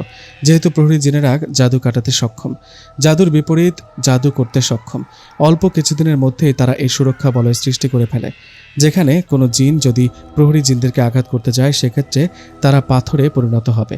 অন্যদিকে মানুষদের ক্ষেত্রে মানুষের অঙ্গ প্রত্যঙ্গ বিকল হয়ে যাবে। বাপ্পি জিজ্ঞেস করেছিল তখন, তোমাদের পিতা তো শক্তিশালী সর্দার ছিল, কিন্তু অবস্থার পরিবর্তন ঘটে কিভাবে? ইয়াসির বলেছিল, শয়তানেরা একজোট বেঁধে সর্বপ্রথম নাকি ওদের সর্দার পিতাকেই হত্যা করেছিল জাদু আর ফাঁদ পেতে। তারপর থেকে ওরা বেশ দুর্বল হয়ে পড়তে থাকে এবং পরে সর্বপ্রথম কোনো যুদ্ধে হেরে যায় এক জলজ রাজার কাছে। ইয়াসিরদের এখন কোনো সর্দার নেই। ইয়াসিরদের সকল নির্দেশনা আসে চারুলতার কাছ থেকে। কিন্তু বাপ্পিকে ইয়াসির কখনোই বলেনি চারুলতার আওতায় প্রহরী জিনেরা কেমন আছে কিংবা প্রহরী জিন হিসেবে তারা কতটা সম্মান পাচ্ছে। ইয়াসির কথা এড়িয়ে যেত। এর ঠিক কিছুদিন পরে গফফার আলীর সাথে এই দুর্ঘটনা ঘটে যায়। সেদিন ইয়াসির জিন মাটিতে বিচরণ করছিল। ইয়াসির জিনও বুঝতে পারেনি যে আচমকা এমন একটা ঘটনা ঘটে যাবে। পোড়াবাড়ি গ্রাম, সাপের কাটা লেজ হাতে বুড়িমা ভাবছে কি করা যায় এখন। সে বলল, বাপ্পি আমার লগে আয়। এ বলে বুড়িমা তার ঘরে প্রবেশ করলো। বাপ্পিও তাকে অনুসরণ করলো। বুড়িমার ঘরটা কিন্তু বেশ বড়। এই ঘরের এক কোণায় সবসময় একটা তোষক পাতা থাকে। বুড়িমা সেখানে নামাজ পড়ে, তাই এই তোষক কাউকে কোনোদিন স্পর্শ করতে দিত না বুড়িমা। এমনকি বাপ্পিও এই তোষক নিয়ে বুড়িমাকে কোনোদিন প্রশ্ন করেনি। কিন্তু তার বুড়িমা যখন তোষকে সরিয়ে অন্য দিকে চাপালো, তখনই বাপ্পি নিজের চোখ দুটোকেও যেন বিশ্বাস করতে পারছিল না, কারণ সেখান থেকে একটা সরু সিঁড়ি নিচে নেমে গিয়েছে। সেই সিঁড়ির কাছে আসতেই বাপ্পি দেখে নিচে তুমুল অন্ধকার। বাপ্পি তার বুড়িমাকে কিছু জিজ্ঞেস করতে যাবে, এমন সময় বুড়িমা আঙুল ঠোঁটের কাছে চেপে ধরে শব্দ করে মানা করে কিছু বলতে। বাপ্পি তার বুড়িমাকে অনুসরণ করে নিচে নামতে থাকে। বেশ খানিকটা নিচে নামার পরে পানির শব্দ শুনতে পাওয়া গেল। আর একটু নিচে নামতে বুড়িমার হাতে ধরা হারিকেনের আলোয় বাপ্পি পানিতে দেখতে পেল। বুড়িমা তখন বাপ্পিকে জানালো যে চারুলতা যেন বুড়িমার সাথে নিয়মিত সাক্ষাৎ করতে পারে আর বুড়িমাকে কষ্ট করে নদীর কাছে যেতে না হয়, এই জন্যই চারুলতা এমন ব্যবস্থা করেছে। মাটির নিচে খনন করে নদীর পানি এই অবধি নিয়ে আসা হয়েছে। বুড়িমা সিঁড়িতে দাঁড়িয়েই পানিতে 1 পা 3 বার ডুবাতেই চারুলতার আগমন। চারুলতা তখন জানায় সে সব কিছুই জানতে পেরেছে এরই মধ্যে। বুড়িমা চারুলতাকে কাটা লেজের অংশ দেখাতে চারুলতা বলে, লেজের অংশ জোড়া লাগানোর কোনো উপায় নেই। ইয়াসিরের 2 পা নাকি কাটা পড়েছে, এর কোনো চিকিৎসা নেই। ঠিক তেমনই গফফার আলীরও আর কখনো নাকি সুস্থ হতে পারবে না। চারুলতার কাছ থেকে এসব জেনে বাপ্পির খুব মন খারাপ হয়। চারুলতা স্বল্পভাষী, এইটুকু জানিয়েই চারুলতা চলে যায়। বাপ্পির কেন জানি মনে হলো চারুলতা এত জটিল এই ব্যাপারটাকে তেমন একটা গুরুত্ব দিল না। বাপ্পির মন খারাপের ব্যাপারটা সে তার নিজের মধ্যে রাখলো, প্রকাশ করলো না। একটা চাপা কষ্ট ওর মধ্যে বয়ে যেতে লাগলো। একদিকে বাবার জন্য কষ্ট, অন্যদিকে ইয়াসিরের জন্য। এরপর থেকে শুরু হলো আসল ঘটনা। বুড়িমা বাপ্পিকে বিকেল হয়ে যাওয়ায় বাড়িতে ফিরতে মানা করলো, কারণ সাইকেল চালিয়ে বাড়ি ফিরতে অনেক রাত হয়ে যাবে, সাথে এমন কড়া শীতে অনেক কষ্ট হবে। কিন্তু বাপ্পি নাছোড়বান্দা। বুড়িমার অনুরোধ উপেক্ষা করে সে বাড়ির পথে রওনা দিল। বেশ কিছুটা পথ পাড়ি দেওয়ার পরে মাগরিবের নামাজ পড়তে শান্তিডাঙ্গা গ্রামে বাপ্পি সাইকেল থামায়। এখানে ছোট্ট একটা মসজিদ। তখনও গ্রামগঞ্জে বিদ্যুৎ পৌঁছায়নি, কিন্তু এই মসজিদের চারপাশটা অনেক হারিকেনের আলোয় আলোকিত। সাইকেল থামিয়ে বাপ্পি অজু করে নেয়। অজু শেষে মসজিদে প্রবেশ করতে দেখে একটু আগেও ফাঁকা থাকা মসজিদ কানায় কানায় পরিপূর্ণ হয়ে আছে। আতরের সুগন্ধে চারপাশ ছেয়ে আছে। বাপ্পির এমন পরিবেশ দেখে মনটা বেশ ভালো হয়ে গেল। এক কোনায় গিয়ে চুপচাপ বসে পড়ল। পরে জামাতে অন্য সকলের সাথে নামাজ পড়া শেষ করে চোখ বুজে মনে মনে আল্লাহর কাছে ইয়াসির ও তার বাবার জন্য দোয়া করতে লাগলো। আল্লাহই একমাত্র পারেন এই সমস্যার সমাধান করে দিতে। হঠাৎ চোখ খুলতে ওর বুকটা আতঙ্কে কেঁপে উঠল। দেখল 3 জন সাদা জব্বা পরিহিত লোক ওর সামনে বসে আছে। তারা বাপ্পিকে সালাম দিয়ে ভয় না পেতে অনুরোধ করলো। বলল তারা প্রহরী জিন আর এই মসজিদ তাদের তৈরি। বাপ্পি ভয় পেল, নিজেকে সামনে নিল। কথায় কথায় বাপ্পি যা জানতে পারলো সেটা তার কল্পনারও অতীত ছিল। চারুলতা এই প্রহরী জিনদেরকে একসময় অন্য রাজ্যের জিনের কাছ থেকে মুক্তি করেছিল, মূলত নিজের স্বার্থে। এখন দাস হিসেবে ব্যবহার করছে। যেহেতু জলজ জিনেরা ডাঙায় খুব বেশি শক্তি খাটাতে পারে না, আর এই কারণেই চারুলতা তাদেরকে উদ্ধার করে এবং নিজের প্রয়োজন অনুযায়ী ব্যবহার করছে। বিনিময়ে তারা অবহেলা ছাড়া কিচ্ছুই পাচ্ছে না। বাপ্পি তার ইয়াসির বন্ধুর কথা জিজ্ঞেস করলে তারা বলে ইয়াসির আর বেঁচে নেই। এই কথা শুনে বাপ্পি তার নিজের কানকে বিশ্বাস করতে পারে না। বাপ্পি সেখানে কান্না করে দেয়। সেই 3 প্রহরী জিনের একজন জানায়, মানুষের যেমন প্রচণ্ড রক্তক্ষরণ হলে মানুষ মারা যায়, তেমনি জিনেরাও তার ব্যতিক্রম নয়। বাপ্পির প্রচণ্ড মন খারাপ। বাপ্পি জানতে চায় এখন যে তারা এত কিছু বাপ্পির কাছে বলছে, চারুলতা যদি জানতে বা বুঝতে পারে এতে তাদের সমস্যা হতে পারে কিনা। তারা তখন বলে মসজিদ থেকে কোনো শয়তান বা অন্য কোনো জিন খবর পাচার করতে পারবে না, আর আমরা প্রহরী জিন, জাদুকর জিনেরাও আমাদেরকে ভয় পায়। মাঝখানে বসা একটু বৃদ্ধ দেখতে জিনটা বাপ্পিকে জানায়, যেহেতু আমরা রানী চারুলতার জিম্মায় আছি, স্বাধীনভাবে কিছুই করতে পারছি না। আপনার কাছে আমাদের ছোট্ট কিছু দাবি আছে, যদি পূরণ করে দিতে পারেন তবে আমরা সারা জীবন আপনার কাছে কৃতজ্ঞ থাকব এবং আপনার বাবার উপরের অভিশাপটাও কাটিয়ে দিতে পারবো ইনশাল্লাহ। বাপ্পি জিনদের কাছে জানতে চায় কিভাবে সে তাদের সাহায্য করতে পারবে। সেই বৃদ্ধ জিন তখন বলে, আপনার বাবার অনেক ধন সম্পত্তি ও জমি জমা, শুধু তাই নয়, আপনার বাবার কাছে এমন একটা বস্তু আছে যা কিনা সে তার শ্বশুর মশাইয়ের কাছ থেকে পেয়েছে, মানে আপনার নানার কাছ থেকে। বাপ্পির প্রচণ্ড কৌতূহলী হয়ে ওঠে, জানতে চায় কি সেই জিনিস। তিনি বলেন, একটা জাদুর কলস, আর এটার মালিক ছিল আপনার নানার পিতা। আপনার নানার পিতা ছিলেন খুব বড় নামকরা কবিরাজ, ইউসুফ কবিরাজ। চারুলতার জলজ জিন বাচ্চারা অনেক আগে যখন প্রচণ্ড উৎপাত শুরু করে, মানুষের ক্ষতি করতে থাকে, নদীর পানি কমিয়ে কিংবা মাছ সাবার করে দিয়ে, তখন তিনি কয়েক লক্ষ জলজ জিনকে এক পিতলের কলসিতে বন্দি করে ফেলেন। ব্যাস, এরপরে চারুলতা বেশ দুর্বল হয়ে পড়ে, বুঝে উঠতে পারে না সে কি করবে। কিন্তু আপনার বুড়িমাকে দেখে তার মাথায় একটা বুদ্ধি খেলে যায়। তখন বুড়িমার সাথে বন্ধুত্ব তৈরি করে। চারুলতার কারসাজিতেই একসময় আপনার নানি, বুড়িমা আর আপনার নানার বিয়ে হয়। উদ্দেশ্য একটাই, বুড়িমার সাথে এই সম্পর্কের সুবাদে বুড়িমাকে দিয়ে যদি সেই কলস উদ্ধার করা যায়। কিন্তু বুড়িমাকে দিয়ে চারুলতার মনের আশা পূর্ণ হয় না। বাপ্পি তখন প্রশ্ন করে প্রহরী জিনকে। প্রশ্নটা এমন যে, জিনেরা চাইলেই কি পারতো না লুকায়িত কলসি গোপনে এসে চুরি করে নিয়ে যেতে? প্রহরী জিন হাসেন, বলেন, আপনারা হয়তো ভাবেন জিনেরা চাইলেই সব পারে, কিন্তু তা নয়। কারণ ওই কলসিকে আপনার নানার পিতা শুধু লুকিয়ে রাখেননি, বিশেষ এক জাদু করেও রেখেছেন, যেন কোনো জিন এসে এটাকে চুরি করে না নিয়ে যেতে পারে। আর এখানেই আসছে আপনার ও আমাদের প্রয়োজনীয়তা। বাপ্পি তখন একটু নড়েচড়ে বসল। চারুলতার বন্ধুত্ব আর ভালোবাসায় এত প্রতারণা আজ এই প্রহরী জিনদের সাথে দেখা না হলে সে কিছুই জানতে পারত না। এজন্যই কথায় আছে, আল্লাহ যা করেন ভালোর জন্যই করেন।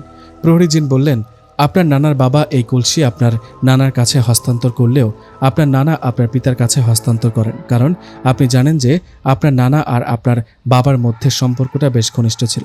সে তার আপন সন্তানদের থেকেও হয়তো আপনার বাবা গফফার আলীকে বেশি বিশ্বাস করত। চারুলতা সেটা বুঝতে পেরেই আপনার সাথে সুসম্পর্ক গড়ে তুলতে থাকে। উদ্দেশ্য একটাই, যদি আপনার মাধ্যমে কলসিটা হাত করা যায়। কিন্তু যখন চারুলতা আমাদের কথা জানতে পারল যে আমরা তারই এক প্রতিপক্ষ জলজ জিনের হাতে বন্দী হয়ে আছি এবং আমরা নানান রকমের জাদু কাটাতে পারদর্শী, তখনই সে আমাদেরকে তার আওতাধীন করে ফেলল। কারণ ওই কলসি তো বিশেষ জাদু দ্বারা সুরক্ষিত, আর এক আমরাই পারি সেই সুরক্ষা ভেঙে ফেলতে এবং কলসি চুরি করে এনে চারুলতার কাছে পৌঁছে দিতে। কিন্তু মজার কথা কি জানেন? এর জন্য প্রয়োজন আপনার বাড়িতে যাতায়াতের অনুমতি, আর সেই অনুমতি দিয়েছেন আপনি নিজে। কারণ আপনার কিংবা আপনার পরিবারের অনুমতি ছাড়া আমরা প্রহরী জিনেরা আপনার বাড়িতে প্রবেশ করতে পারতাম না। আর এই অনুমতি দেয়া হয় ইয়াসির জিনকে। বাপ্পি খুব অবাক হয় এমন কথায়। সেটা বুঝতে পেরেই প্রহরী জিন বিষয়টি পরিষ্কার করেন। তিনি বলেন, হ্যাঁ, আপনি খুব অবাক হচ্ছেন এটা ভেবে যে আপনি কখন ইয়াসিরকে অনুমতি দিলেন। চারুলতা যখন আপনাকে ইয়াসিরের কথা বলেছিল, আপনি মেনে নিয়েছিলেন ব্যাপারটাকে, আর এর মাধ্যমে আপনি ইয়াসিরকে অনুমতি দিয়ে দেন।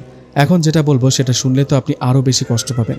বাপ্পি জানতে চাইলে প্রহরী জিন বলে, আপনার চাচাকে নিয়ে আপনি যে স্বপ্ন দেখেন এবং চারুলতা আপনাকে যে তথ্য জানায় সেটা সম্পূর্ণ মিথ্যে ছিল।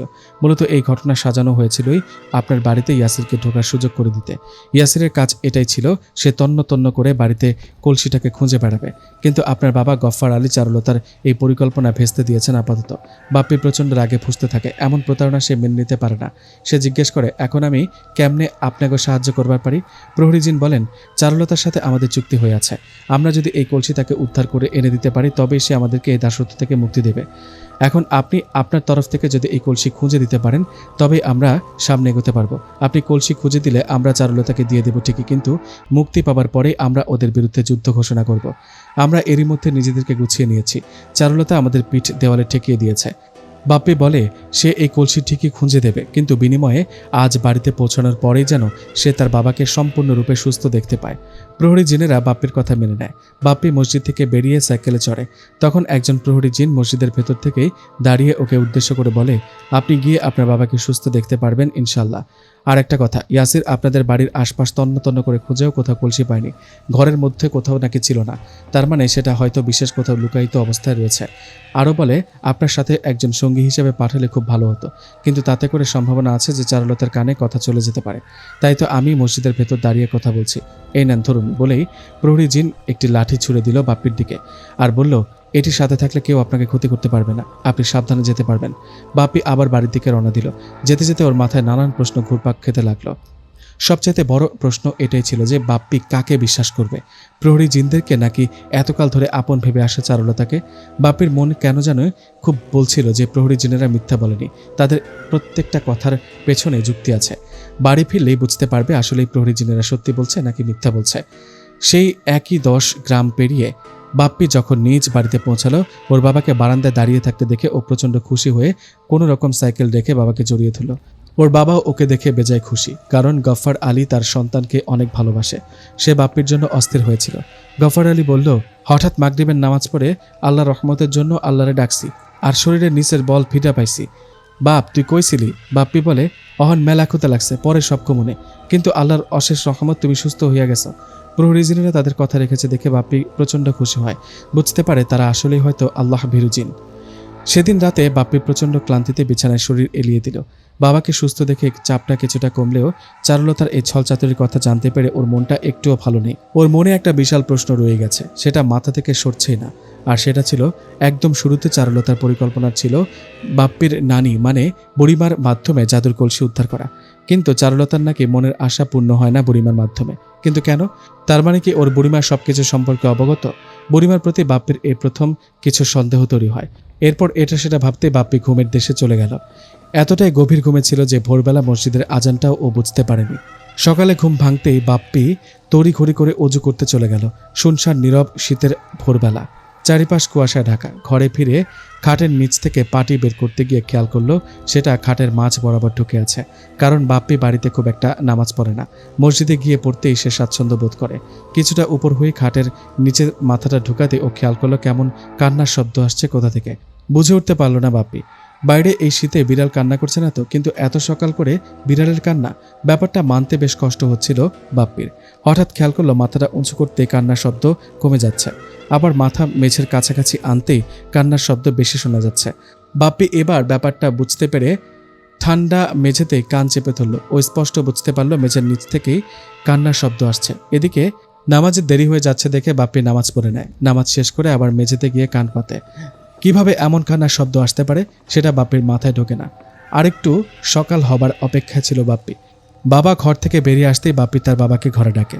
গফফার আলী ছেলেকে জিজ্ঞেস করে কোনো সমস্যা কিনা, কারণ গফফার আলী নিজেও ঘটনার আকস্মিকতায় মানসিকভাবে তখনও বেশ মনমরা হয়েছিলেন। বাপ্পি তখন তার বাবাকে মেঝের নিচ থেকে কান্নার শব্দ আসার ব্যাপারটা অবহিত করে। ছেলের মুখে এমন কথা শুনে বাপ্পির বাবা সাথে সাথে দরজা বন্ধ করে দেয়। গফফার আলী নিজেও মেঝেতে কান পাতে। কান্নার শব্দ শুনতে পেয়ে সে বাপ্পিকে পুরো ঘটনা খুলে বলে। মূলত বাপ্পির ঘরের নিচে লুকিয়ে রাখা হয়েছে জাদু করা কলসিটাকে, আর সেই কলসিতে আটকে থাকা জিনের কান্না মেঝেতে কান পাতলে শোনা যায়।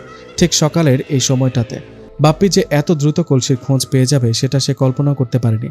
বাপ্পি তখন তার বাবাকে সবকিছু খুলে বলে এবং কলসিটা বের করে প্রহরী জিনদের কাছে দিয়ে দিতে অনুরোধ করে। কিন্তু গফফার আলী বেশ চিন্তিত হয়ে পড়ে, কারণ তার শ্বশুর মৃত্যুর আগ দিয়ে বলে গিয়েছে এরা মুক্তি পেলে সবার আগে তার পরিবারকে ধ্বংস করে ফেলবে, একে একে সবাইকে মেরে ফেলবে। বাপ্পি তখন তার পিতা গফফার আলীকে স্মরণ করিয়ে দেয়। গফফার আলী যে আবার সুস্থভাবে চলাফেরা করতে পারছে এটা পুরোপুরি সৃষ্টিকর্তার ইশারায় প্রহরী জিনদের একটা উপহার। গফফার আলী একটা দীর্ঘশ্বাস ছেড়ে বাপ্পিকে বলে সে রাজি, কিন্তু কলসি স্থানান্তর করবার পূর্বে সে নিজে প্রহরী জিনদের কাছ থেকে এই কথা নিতে চায় যে তার ও তার পরিবারের কোনো ক্ষতি হবে না। বাপ্পি বলল প্রহরী জিনদের সাথে দেখা করতে হলে শান্তিডাঙ্গা গ্রামে যেতে হবে। গফফার আলী রাজি হয়ে গেল, তবে বাপ্পির মাকে একলা বাড়িতে রেখে যাওয়া যাবে না। সকালে খাবার খেয়ে ওরা তিনজন শান্তিডাঙ্গা গ্রামের উদ্দেশ্যে রওনা দেয়। মসজিদের সামনে পৌঁছাতে দেখে মসজিদ তালা মারা। গফফার আলী আর বাপ্পি বেশ চুপসে যায়। হঠাৎ মসজিদের পেছন থেকে একজন বৃদ্ধ লোক এসে হাজির হয়। ওদেরকে সালাম দিয়ে বলে আপনারা এখানে? বাপ্পি বলে যে তারা কলসির ব্যাপারে কথা বলতে এসেছে। কলসির কথা শুনে বৃদ্ধের চোখ মুখ উজ্জ্বল হয়ে ওঠে। সাথে সাথে তার মুখের অবয়ব পরিবর্তন হয়ে আগের দিনের সেই বৃদ্ধের চেহারার ধারণ করে। আর এটি দেখে বাপ্পির বাবা আর মা বেশ ভয় পেয়ে যায়। বাপ্পি তাদেরকে শান্ত করে। বৃদ্ধ নিজেও বলে ভয় পাবেন না, এখন তো নামাজের সময় না, চলুন আমরা অন্য স্থানে বসি, নিরাপদ স্থান, কোনো সমস্যা হবে না। এদিকে বাপ্পির মা কিছুই বুঝে উঠতে পারছিল না। গ্রামের সহজ সরল মহিলা মানুষ, তাই বাপ্পিকে সে বারবার একই প্রশ্ন করে যাচ্ছিল। তখন গফফার আলী তার স্ত্রীকে চুপ থাকতে বলে আপাতত মসজিদের কিছুটা পেছনে একটা ছোট্ট ঘর আছে, বসার ঘরের মতন। বাপ্পিরা সেই ঘরে প্রবেশ করতেই দারুণ উষ্ণতা অনুভব করলো। বৃদ্ধ সে জিন তখন বাইরে গেল আর সাথে সাথে ধোঁয়া ওঠা চা নিয়ে ফেরত এলো, সাথে কিছু বিস্কুট। চা আর বিস্কুট মুখে নিয়ে স্বাদের গভীরতায় ওরা তিনজনই হারিয়ে গেল। বাপ্পির মা বেশ ভয় পেলেও চা আর বিস্কুটের স্বাদ পেয়ে তার মনটাও বেশ চাঙ্গা হয়ে উঠল। সে মনে মনে তার ছোট্ট ছেলেটাকে খুব স্মরণ করেছিল সেই সময়। ভালো কথা, একটা ছোট্ট তথ্য, বাপ্পিরা মূলত দুই ভাই। ওর ছোট ভাই সিরাজ অন্য শহরে বড় মাদ্রাসায় পড়ালেখা করে। যাকে আসল কথায় আসি, গফফার আলী তখন প্রহরী জিনকে ধন্যবাদ জানালো সবকিছুর জন্য। এরপর বলল যে তার সন্তান বাপ্পি তাকে পুরো ঘটনায় খুলে বলেছে এবং গফফার আলী কলসিটাকে হস্তান্তর করতে আগ্রহী। প্রহরী জিন তখন আলহামদুলিল্লাহ বলে ধন্যবাদ জানালো। গফফার আলী তখন বলল, কিন্তু একটা শর্ত আছে, তার ও তার পুরো পরিবারের যেন এতে করে কোনো ক্ষতি না হয়, কারণ ওরা ছাড়া পাওয়া মাত্রই পরিবারের সদস্যদের উপর হামলা চালাতে পারে। প্রহরী জিন গফফার আলীকে নিশ্চিত করল তার ও তার পরিবারকে সম্পূর্ণ সুরক্ষা দেবে প্রহরী জিনেরা। কলসি স্থানান্তর করার জন্য 500 জন প্রহরী জিনের এক দলকে নিয়ে বাপ্পিরা অবশেষে ওদের গ্রামের উদ্দেশ্যে রওনা দিল, বৃদ্ধ জিন মানুষ বেশে তাদের 3 জনের সাথে। অন্যদিকে বাকি সব জিন পাখি বেশে উড়ে উড়ে চলতে লাগলো। অবশেষে জিনদের সাহায্যে আর গফফারের অনুমতি নিয়েই সে জাদু করা কলসিটাকে মাটির নিচ থেকে উঠানো হলো। বৃদ্ধ জিন ধন্যবাদ জানিয়ে ওটাকে নিজের ছোঁয়ার অদৃশ্য করে তার দলবল নিয়ে সোজা পোড়াবাড়ির গ্রামের উদ্দেশ্যে চলে গেল। কালী নদীতে তখন জোয়ার এসেছে, চারপাশে পানি ছলছল করছিল। অবশেষে চারুলতা প্রহরী জিনদের উপস্থিতি টের পেয়ে পানি থেকে উঠে আসে। জাদুর কলসি দেখে খুশিতে আত্মহারা চারুলতা তখন কলসি পেতেই ব্যস্ত ছিল, কিন্তু চারুলতা দেখেনি প্রহরী জিনেরা কিভাবে চারপাশ ঘেরাও করে রেখেছিল। জাদু করা অস্ত্র নিয়ে হাজার হাজার প্রহরী জিনেরা প্রস্তুত হয়েছিল। একদিকে চারুলতা যেমন তার কলসিকে বুঝে নেয়, অন্যদিকে একই সময়ে প্রহরী জিনদেরকে মুক্তি দেওয়ার চুক্তিপত্রেও সই করে চারুলতা। আর পূর্ব চুক্তি অনুযায়ী জাদু করা কলসি থেকে জাদু উঠিয়ে নেয় প্রহরী জিনেরা। ব্যাস, জাদু উঠিয়ে নেবার সাথে সাথে কলসির মুখ খুলে যায় আর কান্না করতে করতে লক্ষ লক্ষ জলজ জিন মাছের মতন করে নদীতে পানিতে ঝাঁপিয়ে পড়ে। নদীতে অবস্থান করা সকল মানুষ অবাক চোখে দেখতে থাকে পানির হঠাৎ অস্থিরতা, যেন লক্ষ লক্ষ মাছ পানিতে লাফিয়ে পড়ছে, কিন্তু কোনো কিছু দেখা যাচ্ছে না। কেউ কেউ তো ভয়ে নদী থেকে উঠেও যায়, আবার কেউ কেউ নৌকা নিয়ে বেশ দূরে সরে যায়। প্রহরী জিনদের দলনেতা সেই বৃদ্ধ জিন জানত এই লক্ষ লক্ষ জিন যতই মুক্তি পাক, যতই পানিতে ঝাঁপিয়ে পড়ে শক্তি আহরণ করতে থাকুক না কেন, বহুকাল আটকে থাকায়, অন্ধকারে থাকায় এরা প্রচণ্ড দুর্বল, এতটাই দুর্বল যে নিশ্চিত কয়েকদিন ঝিমিয়ে থাকবে। অন্যদিকে চারুলতার যে সৈন্যদল আছে তাদের সংখ্যা প্রহরী জিনদের তুলনায় অনেক কম। প্রহরী জিনদের দলনেতা বুঝতে পারে এখনই মুখ্য সময় অতর্কিতে হামলা চালানোর। উচ্ছ্বসিত চারুলতা যখনই কিনা পানিতে ডুব দিতে যাবে, ঠিক তখনই প্রহরী জিনেরা অতর্কিতে হামলা চালায় চারুলতার জলজ জিনদের ওপর। কিন্তু সাথে সাথে কোথা থেকে হঠাৎ করে প্রহরী জিনদের ওপর জলজ জিনেরা আক্রমণ করে বসে। প্রহরী জিনেরা বুঝে উঠতে পারে না, হতভম্ব হয়ে পড়ে। হঠাৎ এত এত জলজ জিন কোথা থেকে এলো? বিচক্ষণ প্রহরী জিনের দলনেতা বুঝতে পারে এরা সেই জলজ জিন রাজার সৈন্যদল, যারা কিনা প্রহরী জিনদেরকে বহু আগে আটক করে মেরে ফেলতে চেয়েছিল। তার মানে দুই পক্ষ এক হয়ে গেছে। চারুলতা তখন বলে, কিরে প্রহরী বুড়ো, আমি আগেই বুঝতে পেরেছিলাম তুই এমন কিছুই করবি। প্রহরী জিন তখন হাসে। চারুলতা হয়তো ভুলে গিয়েছে যে প্রহরী জিনেরা এখন মুক্ত, চাইলে যে কোনো প্রকারের জাদু প্রয়োগ করতে পারে ওরা। বৃদ্ধ জিন সাথে সাথে তার দলকে ইশারা দিতেই সকল প্রহরী জিন মুখ দিয়ে বিকট শব্দ করতে লাগলো। আর অমনি চারুলতা সহ সকল জলজ জিন কেমন যেন মূর্তির মতন দাঁড়িয়েছিল। এমন শব্দ করতে করতে জাদু করা তরবারির তীর জলজ জিনদের শরীর ছিন্ন ভিন্ন করে ফেলতে লাগলো। ইতিহাস বদলে গেল জলজ জিনদের ভাগ্য। কয়েক মিনিটের এই যুদ্ধে ওই অঞ্চলের সকল জলজ জিন যারা যুদ্ধে অংশ নিয়েছিল তারা মৃত্যুবরণ করে। জলজ জিনদের অন্য সকল দলের কাছ থেকে প্রহরী জিনেরা চুক্তিপত্রে সই করে নেয়, যতদিন ওরা বেঁচে থাকবে ভুলেও যেন প্রহরী জিনদের সাথে ছলাকলা করার চেষ্টা না করে। এই ঘটনা এখানেই শেষ হয়ে গেলে হয়তো ভালো হতো, কিন্তু বিধাতা যেন অন্য কিছু সাজিয়ে রেখেছিলেন। এই ঘটনার পরপর একটা করুণ ঘটনা ঘটে যায়, যা কিনা প্রহরী জিন কিংবা বাপ্পি সবাইকে বেশ কাঁপিয়ে দিয়ে যায়। বাপ্পির বুড়িমা মানে নানিকে তার ঘরে মৃত পাওয়া যায়। প্রহরী জিনদের কাছে এর জবাব চাইলে তারা বলে বুড়িমার ঘরের বেশ নিচে দিয়ে নদী বয়ে গেছে। এই প্রহরী জিনেরা সেই যুদ্ধের সময় তার ঘর পাহারা দিলেও চারুলতার ইশারায় তার দেহরক্ষী সেই গুপ্ত নদীর প্রবাহ দিয়ে এসে বুড়িমাকে হত্যা করে যায়। তার নাম ইবনাত, সে এখনও পলাতক। মায়ের মৃত্যুর পরেই কেবল বাপ্পির মা সকল ঘটনা জানতে পারে। কিছুদিন পরে ইবনাত প্রহরী জিনদের হাতে ধরা পড়ে। ইবনাত প্রহরী জিনদের কাছে স্বীকার করে যে চারুলতার আদেশেই মূলত বুড়িমাকে হত্যা করা হয়। ইবনাতের কাছে বুড়িমাকে মেরে ফেলার কারণ জিজ্ঞেস করলে সে বলে বুড়িমা কোনোদিন তার কাজে আসেনি, সেই ক্ষোভ থেকে বুড়িমাকে ফেলতে বলা হয়। বাপ্পির মনে ওর বুড়িমার প্রতি একটা ভ্রান্ত ধারণা তৈরি হয়েছিল যে বুড়িমা সবকিছু জেনে কি করে এই চারুলতার সাথে বন্ধুত্ব বজায় রাখলো, কিন্তু বাপ্পি নিশ্চিত হলো তার নানি আসলে এই চারুলতাকে সাহায্য করেনি। এই ঘটনা যখন লেখা হচ্ছে সালটা 2024। বাপ্পি সাহেব এবং তার ছোট ভাই এখন সুইজারল্যান্ডের বাসিন্দা। তিনি জানান রাতে তিনি এখনও ঘুমাতে পারেন না ঠিক মতন, কারণ ঘুমালেই তিনি জিনের কান্না শুনতে পান। প্রহরী জিনের সর্দার বলেছেন এটা জলজ জিন চারুলতার জাদু। মৃত্যুর আগে সে ইবনাতের মাধ্যমে দুটো কাজ করে, এক তার বুড়িমাকে মেরে ফেলে আর বাপ্পিকে জাদু করে যায়, যাতে করে সারা জীবন বাপ্পির স্বপ্নে এই জলজ জিনের কান্না শুনতে পায়। প্রহরী জিনেরা সব জাদু কাটাতে পারলেও ওই জাদু কোনোভাবেই কাটাতে সক্ষম হয়নি। কেন হয়নি সেটার ব্যাখ্যা তাদের কাছে নেই। কিন্তু এটা নিয়ে তারা গবেষণা করছে। ইবনাত এখনও প্রহরী জিনদের কারাগারে বন্দী আছে। এই জিনের কান্নার জাদু সে কাটাতে সক্ষম, কিন্তু শর্ত একটাই, তাকে তো মুক্তি দিতেই হবে। প্রহরী জিনদের সকল জাদু কাটার কৌশল তাকে শেখাতে হবে। কিন্তু বাপ্পি কিংবা প্রহরী জিন এতে রাজি নয়। বাপ্পি মেনে নিয়েছে মৃত্যুর আগ অবধি এটা তাকে সহ্য করে যেতে হবে। বান্দরবানের গহীন জঙ্গল।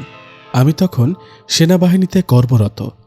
যখনকার কথা বলছি সেটা ৮০-র দশকের, আর এই জঙ্গলেই আমাদের ক্যাম্প ফেলা হয়েছে।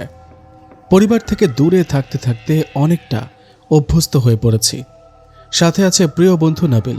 ও আবার চিটাগংয়ের ছেলে, কিন্তু একসাথে আমরা ক্যাডেটে পড়তাম। তা যাই হোক, আমি মূল ঘটনা বলা শুরু করি। নাবিল এই অঞ্চলের ছেলে হওয়াতে ও অনেক কিছুই জানে। ছুটিতে ও যখন বাড়িতে আসতো, বন্ধুরা মিলে আশেপাশের পাহাড়, সমুদ্র, জঙ্গল সব দাপিয়ে বেড়াতাম। তো এই ক্যাম্পে আসার আগ দিয়েই নাবিল আমাকে বলে এই জঙ্গলে নাকি এক সাধুর দেখা পাওয়া যায়, কিন্তু শুধুমাত্র শীতে, আর তখন শীতকালই ছিল। আমি নাবিলকে জিজ্ঞেস করেছিলাম, তো এই সাধু বাবার সাথে দেখা হলে আমাদের কী লাভ? তাছাড়া ক্যাম্পের বাইরে গেলে বড় অফিসার রাগ করতে পারে।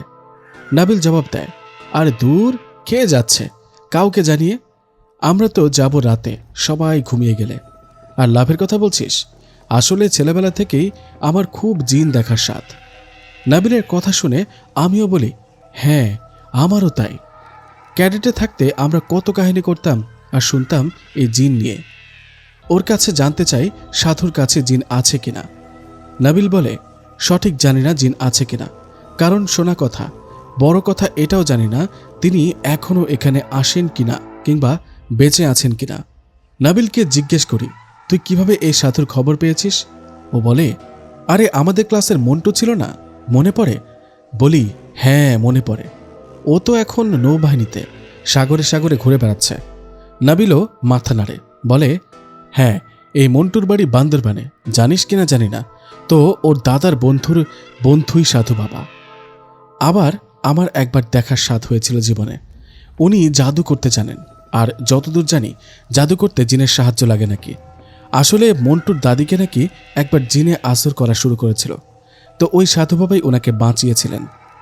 নাবিলকে বলি, তুই যে সাধু বাবা বলে ডেকে যাচ্ছিস, ওনার নামটা জানিস তো নাকি? প্রতি উত্তরে ও বলে, না রে, নামটা জানা নেই রে। তা যাই হোক, অবশেষে অনেক সাহস সঞ্চার করে স্যারদের চোখ ফাঁকি দিয়ে আমরা গোপনে ক্যাম্প থেকে বের হই। সাথে ছিল বড় টর্চ লাইট। বুট পরেই বের হয়েছিলাম। প্রথমে আমার ভয় লাগলেও পরে সরে যায়। প্রথম 3 দিন জঙ্গলের এই মাথা ওই মাথা তন্ন তন্ন করেও খুঁজেও ওনার দেখা পাই না। নাবিল একরকম হাল ছেড়ে দিচ্ছিল, 2টা কারণে। 1, আমাদের এক ব্যাচমেট টের পেয়ে যায়। 2, ও হতাশ। এখান থেকে শুরু হয় আরেক ঘটনা। আমাদের যে ব্যাচমেট বা বন্ধু এটা টের পায়, ওর নাম শুভ রায়। শুভ হিন্দু ধর্মের হলেও ও ধর্ম মানত না, কিন্তু সেই কথা আমরা দুজন আর আপনারা যারা গল্পটি শুনছেন তারা ছাড়া কেউই জানে না। জেনেই বা আর কি হবে এখন? ও কয়েক বছর হলো আমাদেরকে ছেড়ে পরপারে পাড়ি জমিয়েছে, পুরনো দিনে ফিরে যায়। তো আমরা শুভকে জানাই। শুভ অনেক এক্সাইটেড হয়ে পড়ে, আর আমরা আরও বেশি এক্সাইটেড হয়ে পড়ি যখন জানতে বা দেখতে পারি যে শুভ একটা বিশেষ গুণ সম্পন্ন ব্যক্তি। কি সেটা? ও হাত চালান দিতে পারে। হাত চালান দিয়ে ও যে কোনো কিছু খুঁজে বের করতে পারে। আমরা ওর কাছে জিজ্ঞেস করি, কিরে শুভ, তুই এমনটা কি করে পারিস? ও কিছুই বলতে চায় না। ও বলে, এটা বলতে পারবো না, কারণ আমি জানি না, শুধু দেখতাম। আমার এক পেশমশাই এমনটা পারেন। আমিও একদিন খেলার ছলে আমজাদের, আমাদের আরেক বন্ধুর টিফিন বক্স ওভাবে খুঁজতে থাকি, খুব বিশ্বাসী মনে যে আমি খুঁজে পাবো। আচমকা পেয়েও যায়। আমজাদ বারান্দায় ছিল বলে কেউ দেখেনি, কিন্তু বাসায় গেলে কিছু খুঁজে না পাওয়া গেলে আমি চেষ্টা করলেই খুঁজে পেতাম। সেই থেকে আমি সবসময় জানতে চেয়েছি আমি এমনটা কি করে পারি। পেশমশাই তার মধ্যে অস্ট্রেলিয়া চলে গেলে আমার আর এর রহস্য জানা হয়ে ওঠেনি। তো আমি চাই ওনাকে খুঁজে বের করে এটা জানতে যে আমি কিভাবে এমনটা পারি, কি এর রহস্য। সেদিন রাতে ও ওর কেরামতি দেখাতে চায়, কিন্তু সে রাতে আমরা পারি না। হঠাৎ করে আমাদের মিশনে যেতে হয় পাশের উপজেলায়। সেখানে গোলাগুলির ঘটনাও ঘটে পাহাড়ি মারমা সন্ত্রাসীদের সাথে। ওদের 2জন মারা যায়, আর আমাদের একজন সেনা বন্ধু কাঁধে গুলি লেগে আহত হয়। পরে আমাদের মেডিকেল ইউনিট ওকে সুস্থ করে তোলে। এর মধ্যে আমরা ক্যাম্প গুটিয়ে নিয়ে চলে যাই চট্টগ্রামে। কিন্তু পেছনে ফেলে আসি একটা বিশাল পরিকল্পনা। সেনাবাহিনীর কঠিন জীবনে সেসব ভুলেও যাই আমরা, কিন্তু ভোলে না শুভ রায়।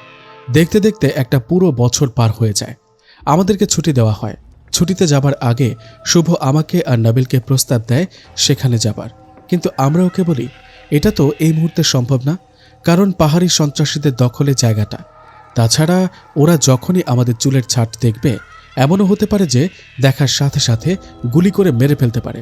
শুভ বলে চিন্তার কিছু নেই, তোরা হয়তো আপডেট খবর জানিস না, গতকাল রাতে সেনাবাহিনী আর পুলিশ মিলে ওদেরকে এলাকা ছাড়া করেছে। এতক্ষণে ওরা হয়তো মারমা পালিয়েও গিয়েছে। আমরা তিনজন একটা প্ল্যান করি, ছুটিতে সেভাবেই সব ঠিক করি।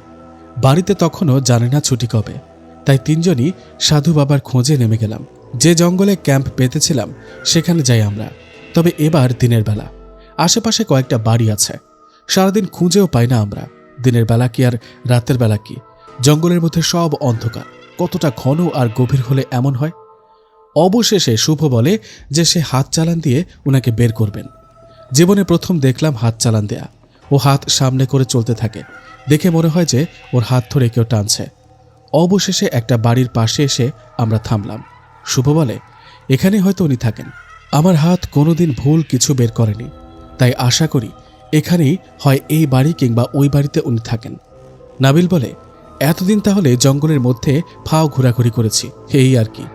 এই কথা শুনে শুভ বলে না, ফাও ঘুরিনি, জঙ্গলের ভেতরটা দেখা হয়েছে, এটাই বা কম কিসে। বুট না পরা থাকলে তো সাপের কামড়ে মরেই যেতাম। অবশেষে আমরা ওই বাড়ির ভেতরে একটু উঁকি দেওয়ার চেষ্টা করি, কাউকে ভেতরে পাই না, কিন্তু কিছুক্ষণের মধ্যেই সৌভাগ্যবশত কাঙ্ক্ষিত মানুষের দেখা পেয়ে যায়। বিশ্বাস করুন, আমাদের সময় বিটিভিতে নাটক সিনেমাতে সাধু সন্ন্যাসীদের যেমন সাজে দেখতাম, দেখতেও ঠিক যেমন উনাকে আমরা সেভাবেই আবিষ্কার করি। তবে উনাকে সাধু বাবার বদলে দরবেশ বাবা টাইপ কিছু একটা মনে হয়। উনি শুভকে দেখা মাত্র ওর মাথায় হাত রাখেন, হাসেন আর বলে ওঠেন যে আমি জানি তুই একদিন ঠিকই আমার সাথে দেখা করতে আসবি, আজ ঠিকই চলে এলি। ওনার কথা শুনে আমি আর নাবিল তো পুরো অবাক। কিভাবে কি নাবিল ওনাকে চেনে, কিন্তু শুভ? নতুন রহস্য শুরু হয় এখান থেকে, কিন্তু এই রহস্যের জট খুলতেও বেশি সময় লাগে না। দরবেশ বাবার নাম সেলিম, কিন্তু উনি আমাদেরকে বাবা বলেই ডাকতে বললেন। ওনার বয়স ৮০-র কাছাকাছি হবে। উনি নিজেই ওনার বয়স হিসেব করে জানান ৮০-র কম হবে না, কিন্তু এই বয়সেও ওনাকে দেখলে মনে হয় উনি আমাদের চাইতে জোয়ান। যাই হোক, উনি নাবিলকেও চিনতে পারেন। নাবিল আমার সাথে ওনাকে পরিচয় করিয়ে দেয়। পরে উনি আমাদেরকে ভেতরে নিয়ে যান। ওনার ছোট্ট বাড়ির মধ্যে ঢুকে আমরা একটুখানি না, বরং অনেক অনেক বেশি অবাক হই, সাথে চমকিত হই। কিন্তু কেন? কারণ ওনার ঘরের মধ্য থেকে মাটির নিচে নেমে গিয়েছে সিঁড়ি, আর সেই সিঁড়ি দিয়ে নামার পর আমাদের চক্ষু ছানা বড়া হয়ে যায়। সেখানকার ঘ্রাণ আর আলোতে আমরা বিমোহিত হই। কিন্তু এই গহীন জঙ্গলে এসব এলো কোথা থেকে? কি নেই সেখানে? মনে হচ্ছিল যে আমরা একটা 5 স্টার হোটেলে এসেছি। বর্ণনা দিয়ে শেষ করা যাবে না। এর মধ্যে উনি একটু ভেতরে যান, আমাদেরকে বসতে বলেন। না, সোফা নেই, তবে সুন্দর মেঝে, দেখে মনে হয় মার্বেলের। তাকিয়ে থাকতে ইচ্ছা করে। এইবার আমরা শুভকে ধরি, জিজ্ঞেস করি তুই যে উনাকে আগে থেকে চিনতি বা উনি তোকে চিনত, সে কথা তো জানতাম না। তুই কিছুই তো বলিসনি কখনো, কিন্তু কেন আমাদেরকে জানাসনি? তখন শুভ যা বলে তা শোনার জন্য আমরা একদমই প্রস্তুত ছিলাম না। শুভ বলে যে এই দরবেশ বাবা নাকি ওর নানার আপন ছোট ভাই, যিনি কিনা একটা সময় এসে ধর্মান্তরিত হন বলে উনাকে সেই আমলে পরিবার থেকে ত্যায্য করা হয়। আর এই যে মাটির নিচে এত কিছু দেখছিস, এগুলো এক জিনের উপহার। এই জিন সেই সময় সেই দলের একজন, যারা কিনা মুসলমান ধর্মের নবী হজরত মুহাম্মদ সাল্লাল্লাহু আলাইহি ওয়াসাল্লামের দেখা পেয়েছিলেন এবং তার কণ্ঠে কোরআন শ্রবণ করেছিলেন। আমি একদল জিনকে আপনার প্রতি আকৃষ্ট করেছিলাম। তারা কোরআন পাঠ শুনছিল। তারা যখন কোরআন পাঠের জায়গায় উপস্থিত হলো, তখন পরস্পর বলল, চুপ থাকো। অতঃপর যখন পাঠ সমাপ্ত হলো, তখন তারা তাদের সম্প্রদায়ের কাছে সতর্ককারী রূপে ফিরে গেল। তারা বলল, হে আমাদের সম্প্রদায়, আমরা এমন এক কিতাব শুনেছি যা মুসার পর অবতীর্ণ হয়েছে। এই কিতাব পূর্ববর্তী সব কিতাবের প্রত্যয়ন করে, সত্য ধর্ম সরল পথের দিকে পরিচালিত করে। হে আমাদের সম্প্রদায়, তোমরা আল্লাহর দিকে আহ্বানকারীর কথা মান্য করো এবং তার প্রতি বিশ্বাস স্থাপন করো। তিনি তোমাদের গুনাহ মার্জনা করবেন। আল কুরআন। শুভ কথা শেষ করতে না করতে দরবেশ বাবা চলে আসেন, এসে আমাদের সাথে বসেন। আমার আর নাবিলের উদ্দেশ্যে বলেন, কি তোমরা নিশ্চয়ই খুব অবাক হচ্ছ, আমি জানি। এই গহীন জঙ্গলে মাটির নিচে এমন কিছু, আসলে অবাক হওয়াটাই স্বাভাবিক। যাই হোক, উনি আবার উঠে ভেতরে যান। আমাদের জন্য অনেক খাবার নিয়ে আসেন, বেশিরভাগই ফল। আমরা খেতে শুরু করি। তবে সত্য কথা, ধরুন আমের কথা, এই আমের স্বাদ জীবনে আগে কখনো পাইনি। মিষ্টি দিয়েছিলেন অনেক। মিষ্টির স্বাদ পাওয়ার পর স্বাদে আমার ঘুম চলে আসে, এতটাই সুস্বাদু। তখন আমার মনে পড়ে যে ছোটবেলা থেকে শুনে আসছি যে জিনেরা মিষ্টি পছন্দ করে। আমি মোটামুটি নিশ্চিত এই মিষ্টি, ফল মূল সব কিছু জিনের দেয়া। আমরা যখন খাচ্ছি, শুভর সাথে উনি কথা বলছেন, তখন বলছিলেন যে উনি সবসময় পরিবারের খবর রাখেন, কোথায় কি হচ্ছে, কার সাথে কি হচ্ছে, সব কিছু। আমি হুট করে জিজ্ঞেস করে বসি, দাদু, আপনি এখানে থেকে কি করে সব খবর রাখেন? উনি ঘুরে আমার দিকে তাকান, একটা মুচকে হাসি দেন। হাসি দিয়ে বলেন, কেবল এলে ধীরে ধীরে সব জানতে পারবে, কিন্তু বলো তোমরা কতদিন থাকবে? আমরা তখনও কোনো সিদ্ধান্ত নেইনি, কিন্তু শুভ হুট করে বলে দিল যে পুরো ছুটিটাই এখানে কাটাতে চায়, যদি ওনার কোনো সমস্যা না থাকে।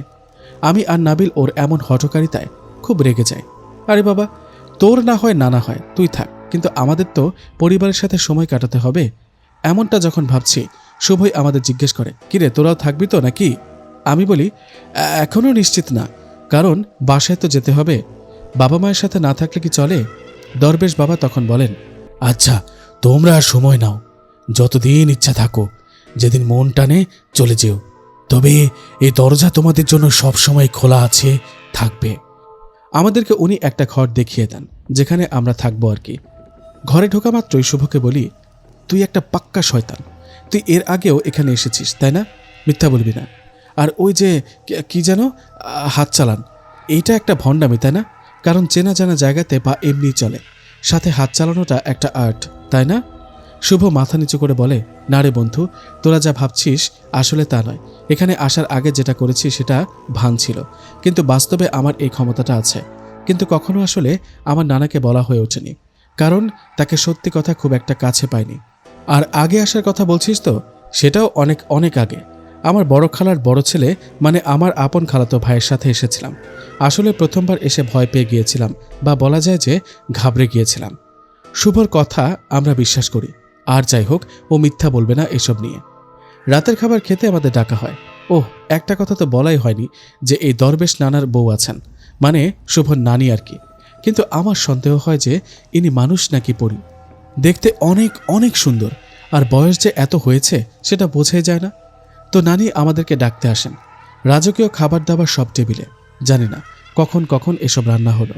আচ্ছা, এগুলো যারা পড়ছেন বা শুনছেন, তারা এটাকে রূপকথা ভাববেন না। ঠিক যা দেখেছি, আমাদের সাথে যা ঘটেছে তাই বলছি, কিছুই বানিয়ে না। আর এই ঘটনাটা এই প্রথম আমি আমার পরিবার ছাড়া অন্য কারো কাছে বলছি। ফেরদৌসের অনুরোধ আমি ফেলতে পারিনি, তাই। যাই হোক, যা বলছিলাম আর কি। খাবার টেবিলে আমরা খাচ্ছিলাম। নাবিল আবার শুভর নানির রূপের প্রশংসা করতে লাগলো। শুভ আবার সেই সময়ে দুষ্টুমি করে ওকে বলে, আমার নানি কিন্তু মানুষ না, জিন রাজার কন্যা তিনি।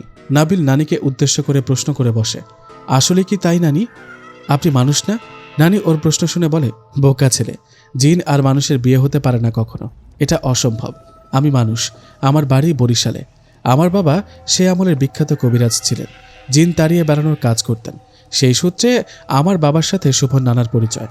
পরে আমার বাবার ইচ্ছা অনুযায়ী ওনার সাথে আমার বিয়ে হয়। আমার নিজেরও অনেক পছন্দ ছিল ওনাকে। ওনার এই বাবরি চুলগুলো আমার খুব ভালো লাগতো। নানি তার স্বামীর দিকে তাকিয়ে কথাটা বলেন। নানা হাসতে থাকেন। ঘটনার এই পর্যায় থেকে দরবেশ বাবাকে নানা আর তার বউকে নানি বলেই সম্বোধন করব, কারণ তারা শুভর নানা আর নানি। খাওয়া শেষ হলে আমরা বসার ঘরে বসে গল্প করতে থাকি। শুভ এই সময়ে নানাকে তার নিজের কথা বলে। নানা হাসতে থাকে আর জিজ্ঞেস করে, আচ্ছা তোকে এইবার দেখার পর কি বলেছিলাম, তোর কি খেয়াল আছে? শুভ বলে, হ্যাঁ মনে আছে তো, তুমি আমার মাথায় হাত রেখে বলেছিলে যে আমি আসবো আর সেটা তুমি জানতে, এমন কিছু। নানা বলেন, হ্যাঁ আসলে এই ক্ষমতার কথা আমি জানি, এর তেমন কোনো ব্যাখ্যা নেই, এটা সৃষ্টিকর্তা প্রদত্ত। শুভ তখন জিজ্ঞেস করে, তুমি কি করে আমার এই ক্ষমতার কথা জানো? কে বলেছে তোমায়? নানা বলেন, কোনো না কোনোভাবে তো জানি, সেই কথা আরেকদিন হবে। শুভ তখন আবার বলে, আমি অনেক ঘাটাঘাটি করে পেয়েছি যে এটা নাকি তুলা রাশির মানুষের হয়। আমিও তো তুলা রাশির জাতক। নানা হাসেন আর বলেন, তাই যদি হতো তাহলে তোর বড় বোনেরও এই একই ক্ষমতা থাকতো নাকি? ওর জন্ম তো একই মাসে 2 বছর আগে। আর মানুষ এখন যে রাশির কথা বলে বা আগে থেকে বলে আসছে, ভাগ্য গণনা বা জাদুকরি কথাবার্তা, এর সব কিছুই ভণ্ডামো। মানুষ এসব বিষয়ে আদিকাল থেকেই জিনের ওপর নির্ভরশীল ছিল। এটা যদি 1500 বছর আগে হতো তবে তা বিশ্বাস করা যেত। আমি ওনার মধ্যে হুট করে জিজ্ঞেস করে বসি, 1500 বছর আগে কি ছিল আর এখন কি নেই? উনি পবিত্র কোরআন শরীফ থেকে আয়াত পড়ে শোনালেন, যার অর্থ দাঁড়ায়, আমি আকাশকে প্রত্যেক বিতাড়িত শয়তান থেকে নিরাপদ করে দিয়েছি, কিন্তু যে চুরি করে শুনে পালায় তার পশ্চাৎ বাঁধন করে উজ্জ্বল উল্কাপিণ্ড। আল কোরআন। নানা বলেন, একসময় শয়তান আকাশ থেকে খবর এনে মানুষের কাছে বা জাদুকর গণকদের কাছে পৌঁছে দিত। সেই খবর দিয়েই তারা মানুষকে ভবিষ্যতের কথা জানাতো, কিন্তু আল্লাহ সেই পথটা বন্ধ করে দেন। সেই সময়ের রেশটা এখনও চলে আসছে, কিন্তু সেটা রাশি হিসেবে চালানো হচ্ছে, যা পুরোটাই মিথ্যা। আর ইসলাম মতে এসব সম্পূর্ণ হারাম। আমরা আকাশের বিভিন্ন ঘাঁটিতে সংবাদ শ্রবণার্থে বসতাম। এখন কেউ সংবাদ শুনতে চাইলে সে জ্বলন্ত উল্কাপিণ্ড ওঁত পেতে থাকতে দেখে। সূরা জিন আয়াত 9। আমরা মন্ত্রমুগ্ধের মতো শুনি নানার কথা। নাবিল বলে, নানা, শুভর কাছে জেনেছি আপনার এই বাড়ি নাকি জিনের তৈরি। এই জিন নাকি অনেক বয়স্ক, আর কুরআন নাজিলের সময়ে যে সকল জিন জীবিত ছিলেন এবং ওনার সাক্ষাৎ পেয়েছিলেন তিনি তার অন্তর্ভুক্ত। নানা কিছু সময় চুপ করে থাকেন, তারপর বলেন, হ্যাঁ, তিনি একজন, যিনি কিনা রাসূল সাল্লাল্লাহু আলাইহি ওয়াসাল্লামের কোরআন তেলাওয়াত শুনে মুসলমান হয়েছিলেন। বলুন, আমার প্রতি ওহী নাজিল করা হয়েছে যে জিনদের একটি দল কোরআন শ্রবণ করেছে, অতঃপর তারা বলেছে, আমরা বিস্ময়কর কোরআন শ্রবণ করেছি। সূরা জিন আয়াত 1। নানার কাছে পুরো ঘটনাটা জানতে চাইলাম। তিনি বললেন, হ্যাঁ, সব বলবো এক সময়। আর হ্যাঁ, এই বাড়িটা উপহার স্বরূপ তিনি আমাকে দিয়েছিলেন। নাবিল জিজ্ঞেস করে, বন্ধু হিসেবে দিয়েছেন? তিনি বলেন, বন্ধু হিসেবে তো অবশ্যই, কিন্তু একবার আমি তাকে সাহায্য করেছিলাম। সেই সাহায্য পেয়ে তিনি অনেক খুশি হয়েছিলেন। খুশি হয়েই এটা করে দিয়েছিলেন। কিন্তু এভাবে বললে তোমরা কিছুই বুঝবে না। ঘটনার শুরু থেকে বললেই তবে বুঝবে, কিন্তু সেটা আজ না, আগামীকাল রাতের খাবার খেয়ে বলবো। রাতে ঘুমাতে যাবার আগে নানা আমাদেরকে একটা করে ফুল দিয়ে দিলেন। আমি জিজ্ঞেস করলাম, এই ফুলটা কিসের? এই ফুলটা জিনের দেয়া। শয়তান জিন যেন আমাদেরকে এখানে পথভ্রষ্ট না করতে পারে সেজন্য দিলাম। এটা বালিশের পাশে রেখে দিও। আমি অবাক হয়ে গেলাম, জিনের তৈরি বাড়িতে আবার খারাপ জিনও প্রবেশ করতে পারে? নাবিল বলে, কেন রে, মানুষের তৈরি ঘরে কি ডাকাত আসে না ডাকাতি করতে? পরদিন সকালে আমরা বের হলাম। আমরা সবাই জঙ্গলের মধ্যে। নানা আমাদেরকে এমন এক জায়গায় নিয়ে যাবেন যেখানে সচরাচর মানুষের পা পড়ে না, সেখানে জিনেরা বসবাস করে। সেখানে পৌঁছাতে আমাদের প্রায় ঘন্টাখানেক লাগার কথা। আমাদের যাবার পথে অনেকগুলো বানর আমাদেরকে ফলো করছিল। শুভ বলল, এগুলো বানর রূপে জিন আমাদেরকে ফলো করছে। আমি জিজ্ঞেস করি, এরা কি ভালো নাকি খারাপ? ও জানে না জবাব দিল। অনেকটা পথ হাঁটার পর আমি ভয় পেতে শুরু করলাম। ঠিক এমন সময় নানা আমাদেরকে থামালেন। শুভকে বললেন তার ক্ষমতা ব্যবহার করতে। হাত চালান দিয়ে জিনের এলাকা খুঁজে বের করতে নির্দেশ দিলেন। তিনি নিজেও ওর ক্ষমতা দেখতে চান। শুভ কিছুটা অপ্রস্তুত হয়ে পড়ে। নাবিলের বরাবরই খোঁচা মেরে কথা বলার অভ্যাস। কি যেন বলল, আর অমনি শুভ হাত চালান দেওয়া শুরু করলো। নাবিলের কথায় নানা আর নানি হেসেছিলেন। আমিও না বুঝে হেসেছিলাম। আসলে ওটা ছিল শুভকে উত্তেজিত করার জন্য। আমরা শুভর দেখানো পথে হাঁটতে থাকি জিনদের বাড়ির উদ্দেশ্যে। ভেতরে ভেতরে আমি খুব বেশি রোমাঞ্চিত, জীবনের প্রথম জিন দেখব বলে। ঠিক এমন সময় কিছু একটা পেছন থেকে আমার পা টেনে ধরলে আমি চিৎকার দিয়ে পড়ে গেলাম। আমার চিৎকার শুনে সবাই পিছু ফিরে তাকালো, কারণ আমি সবার পেছনে ছিলাম। অনেকটা হলিউড সিনেমার মতন। হলিউডের সিনেমাতে যেমন শেষে থাকা ব্যক্তিটাকে টেনে নিয়ে যায় কোনো প্রাণী, ফাঁদ বা এলিয়েনে, আমার অবস্থাটাও ঠিক তেমনই হয়েছে।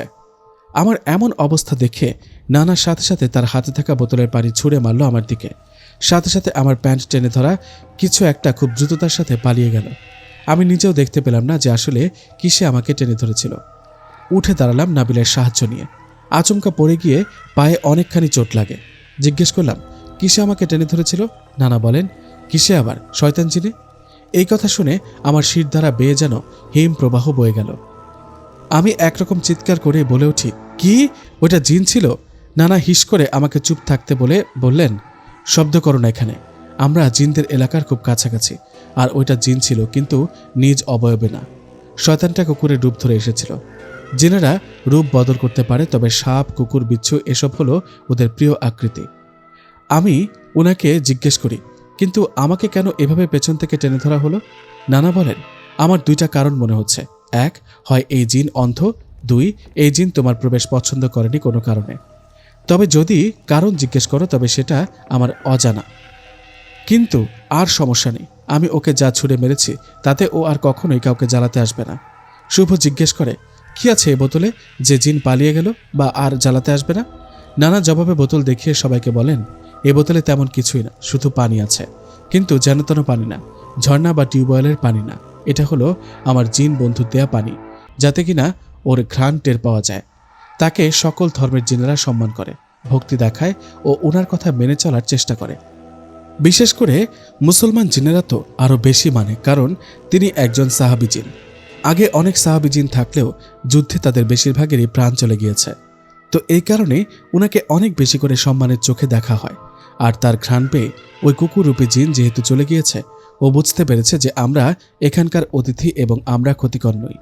আমার বন্ধু সাহাবী জিনকে জিনের সকল বাদশাহ গুরু হিসেবে সম্মান করে।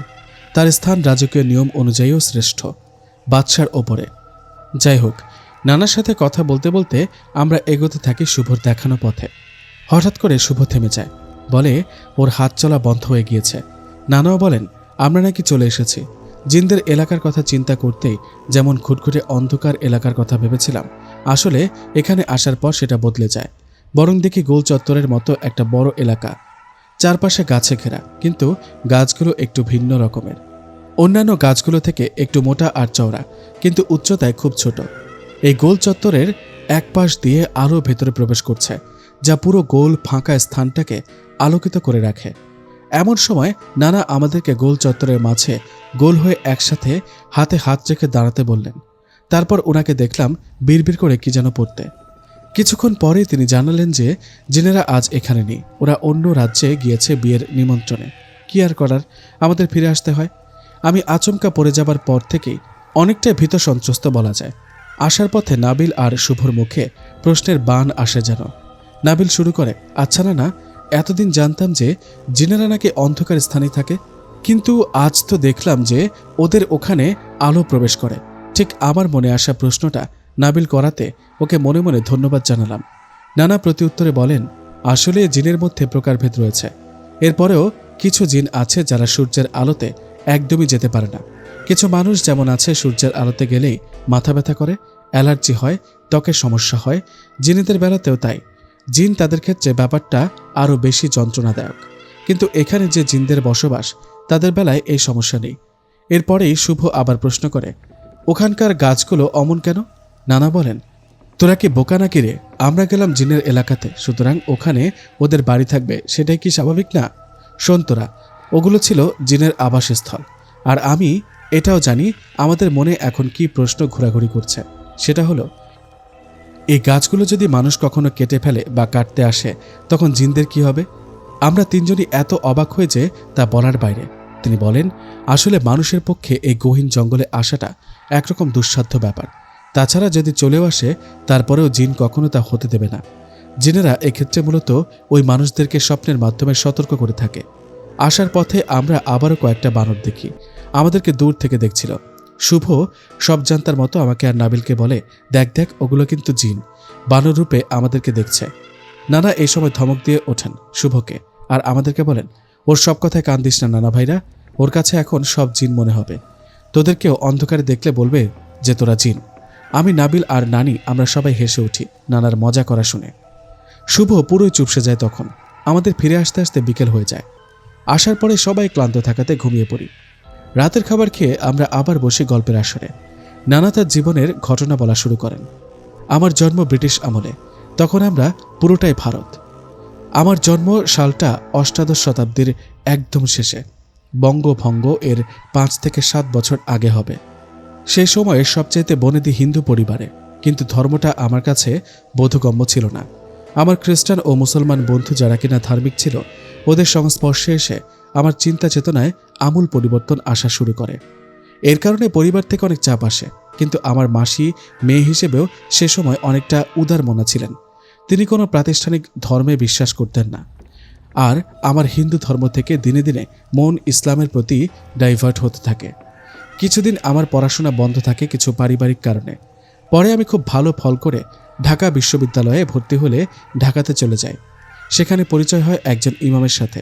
উনি আমার ইসলাম ধর্মের প্রতি অনুরাগের কথা জানেন, কিন্তু আমার কখনো মনে হয়নি যে উনি আমাকে ইসলামের দিকে জোর করে টেনেছেন। উনি বন্ধু হিসেবে আমাকে অনেক সঙ্গ দিতেন, যেটা আমারও খুব ভালো লাগতো। এরই মধ্যে একবার উনি আমাকে বলেন উনি নাকি জিন আমল করেন। আমি বললাম আমার জিনের প্রতি তুমুল আগ্রহের কথা। আমি জিজ্ঞেস করলাম জিন আমল করলে কি হয়। উনি বলেন সূরা জিন যদি তুমি টানা পড়তে থাকো তাহাজ্জুদের নামাজের পরে, তাহলে কোনো একদিন সে তোমাকে দেখা দেবে। তবে তাতে ভয় পাবার কিছু নেই, এখানে খারাপ কিছু হবার সম্ভাবনা নেই। অনেকেই ভয় দেখাবে যে জিন সাপ রূপে আসবে, কুকুর হয়ে আসবে, আসলে কিছুই না। ওরা প্রথম রাতে এসে তোমাকে যে কোনো একটা চিহ্ন দেখিয়ে যাবে যে সে এসেছে। যেমন তোমার ঘরের মেঝেতে অনেক ফল পড়ে থাকতে দেখতে পারো, কিংবা অনেক মিষ্টি, এসব দিয়ে আর কি বোঝাবে যে সে তোমার ডাকে সাড়া দিয়েছে। সূরা জিনের মাধ্যমে শুধুমাত্র ভালো জিনই আসে, খারাপ জিন আসে শয়তানের পুজো করলে। যাই হোক, তুমি যদি আজ রাতে আমার সাথে আমার বাড়িতে আসো, আমরা জিন ডাকার একটা চেষ্টা করে দেখতে পারি। আমি রাতে আমার বন্ধু যেখানে ইমামতি করেন সেখানে যাই প্রথমে, পরে আমরা ওনার বাড়ির দিকে যেতে থাকি। পৌঁছে দুজনই অজু করে নিই। আমি তখনও পুরোপুরি মুসলমান ছিলাম না বা ইমান আনিনি, তারপরেও জিন পবিত্রতা পছন্দ করে, তাই আমিও অজু করি। আমার বন্ধু ঘরের সব আলো নিভিয়ে দেয় ও দরজা জানালা বন্ধ করে দেয়। আলো নিভিয়ে দিয়ে একটা মোমবাতির আলো জ্বালিয়ে কোরআন শরীফ পড়া শুরু করে। এভাবে কয়েক মুহূর্ত যাবার পরে ধুম করে মোমবাতির আলো নিভে যায়। মোমবাতির আলো নিভে যাওয়া মানেই জিন এসেছে। এখানে জিনের সাথে যোগাযোগ চলবে মোমবাতির আলোর নড়াচড়ার ওপরে। আমার বন্ধু আবার মোমবাতি জ্বালান। আমার বন্ধু বা আমি দুজনেই প্রশ্ন করতে পারবো। মোমবাতির আগুন নড়াচড়া করলে বুঝে নিতে হবে হ্যাঁ, আর নড়াচড়া না করলে ধরতে হবে না বোধক জবাব। তার কাছ থেকে ভবিষ্যৎ জানার প্রশ্ন করা যাবে না, করলে সে আর আসবে না। এভাবে কিছুক্ষণ আমাদের মধ্যে যোগাযোগ চলে। পরে জিন চলে গেলে আবার মোমবাতির আগুন নিভে যায়। আমি আমার বন্ধুকে জিজ্ঞেস করি জিনদের সাথে যোগাযোগ করার আর কোনো মাধ্যম আছে কিনা, মানে অন্য কোনো উপায়। ও বলে হ্যাঁ আছে, কিন্তু এটা নির্ভর করে তোমার প্রশ্ন করার ওপর। আমি আমার বন্ধুকে বলি আমি জিনের সাথে সরাসরি যোগাযোগ করতে চাই। সে আমাকে কথা দেয় যে ব্যবস্থা করে দেবে। এভাবেই জিন নিয়ে ঘাটাঘাটি করি, আর আমার বন্ধু ইমামের সাহায্যে আমি একদিন ইসলাম ধর্ম গ্রহণ করি। আমার জীবন অনেকটা পাল্টে যায় এই ধর্মান্তরিত হবার পর থেকে। আমার বিশ্ববিদ্যালয়ে পড়াশোনা গোল্লায় যায় দিনে দিনে। আমি আসক্ত হয়ে পড়ি আল্লাহ আর কোরআন শরীফের প্রতি এবং জিন জাতির প্রতি। একটা সময় এসে আবিষ্কার করি যে আমার দ্বারা বিশ্ববিদ্যালয়ে পড়াশোনা সম্ভব না। আমি ছেড়ে দিই সেটা। সে কথা আর আমার ধর্মান্তরিত হবার কথা আমার বাসায় চলে গেলে আমাকে ত্যায্য করে দেয়া হয়। আমি মেনে নিই সেটা। দেশে রাজনৈতিক অস্থিরতা চলছে তখন। আমি আমার ইমাম বন্ধুর নির্দেশনা অনুযায়ী সূরা জিন আমল করতে থাকি। এভাবেই 2 মাস চলতে থাকে। ইসলাম থেকে পাওয়া শিক্ষা অনুযায়ী আমি হতাশ হই না কিংবা ধৈর্য হারা হই না। আমি অবশ্যই তোমাদেরকে কিছু না কিছু দিয়ে পরীক্ষায় ফেলবই। মাঝে মধ্যে তোমাদেরকে বিপদের আতঙ্ক, ক্ষুধার কষ্ট দিয়ে, সম্পদ, জীবন, পণ্য, ফল, ফসল হারানোর মধ্য দিয়ে। আর যারা কষ্টের মধ্যেও ধৈর্য নিষ্ঠার সাথে চেষ্টা করে তাদেরকে সুখবর দাও। সূরা আল বাকারা আয়াত 155। একটা সময় এসে উপলব্ধি করি যে আমি একদিকে আমল ঠিকই করছি, কিন্তু জিনের আশা নিয়ে আমি ভীত সন্ত্রস্ত। আমি আমার ইমাম বন্ধুকে ব্যাপারটা শেয়ার করি। তার মতে এটার কারণেই হয়তো জিন আসছে না, কারণ জিন মানুষের আবেগ, ভয়, ভালোবাসা এগুলো বুঝতে পারে। সুতরাং আমার ভেতর ভয় দেখেই হয়তো আসছে না। আমি যদি খুব ভয় পাই আর তাতে করে যদি আমার কোনো ক্ষতি হয়ে যায়, এই কারণেই। এখানে একটা কথা বলে রাখা খুব বেশি প্রয়োজন বলে মনে করছি। মানুষের কি উচিত জিনদের সাথে যোগাযোগ করা? ইসলাম ধর্মমতে কোথাও কোনো বাধা নিষেধ নেই জিনদের সাথে যোগাযোগ করতে, কিন্তু তাদের কাছ থেকে ভবিষ্যৎ জানতে চাওয়া যাবে না, কারণ জিনেরা কখনো ভবিষ্যৎ বলতে পারে না। যদিও আগেই বলেছি যে জিনেরা একসময় সেটা পারত, কিন্তু আল্লাহ কোরআনে জানিয়ে দিয়েছেন যে জিনদের জন্য সে পথ মহানবী সাল্লাল্লাহু আলাইহি সাল্লামের সময় থেকে কিংবা কোরআন নাজিল হবার সময় থেকে বন্ধ করে দেয়া হয়েছে। আমি আকাশকে প্রত্যেক বিতাড়িত শয়তান থেকে নিরাপদ করে দিয়েছি, কিন্তু যে চুরি করে শুনে পালায় তার পশ্চাৎ বাঁধন করে উজ্জ্বল উল্কাপিণ্ড। আল কোরআন। আর যদি কোনো জিন বলে যে সে ভবিষ্যৎ বলতে পারে, তবে সে পাক্কা শয়তান ও মিথ্যুক। আরও একটা জিনিসের দিকে লক্ষ্য রাখতে হবে যে জিনেরা কিন্তু মানুষের মনের কথা পড়তে জানে। সুতরাং কোনো জিনকে দিয়ে অন্য কারো মনের খবর জানা ইসলামের বিরুদ্ধে যাবে। এমনকি কোরআনের আয়াতের মাধ্যমে জিনকে নিয়ন্ত্রণ করাটাও হারাম, কেননা জিনকে নিয়ন্ত্রণের ক্ষমতা শুধুমাত্র হযরত সুলাইমান আলাইহিস সালামকে দেওয়া হয়েছিল। জিনদের সাথে যোগাযোগটা হতে হবে কোনো চাওয়া পাওয়া ছাড়া, কিন্তু সে চাওয়া পাওয়া যদি বন্ধুত্বপূর্ণ আল্লাহকে সন্তুষ্ট করার জন্য হয়ে থাকে তবে সেখানে কোনো সমস্যা থাকার কথা নেই। যাই হোক, আমরা আবার মূল ঘটনাতে ফিরে যাই।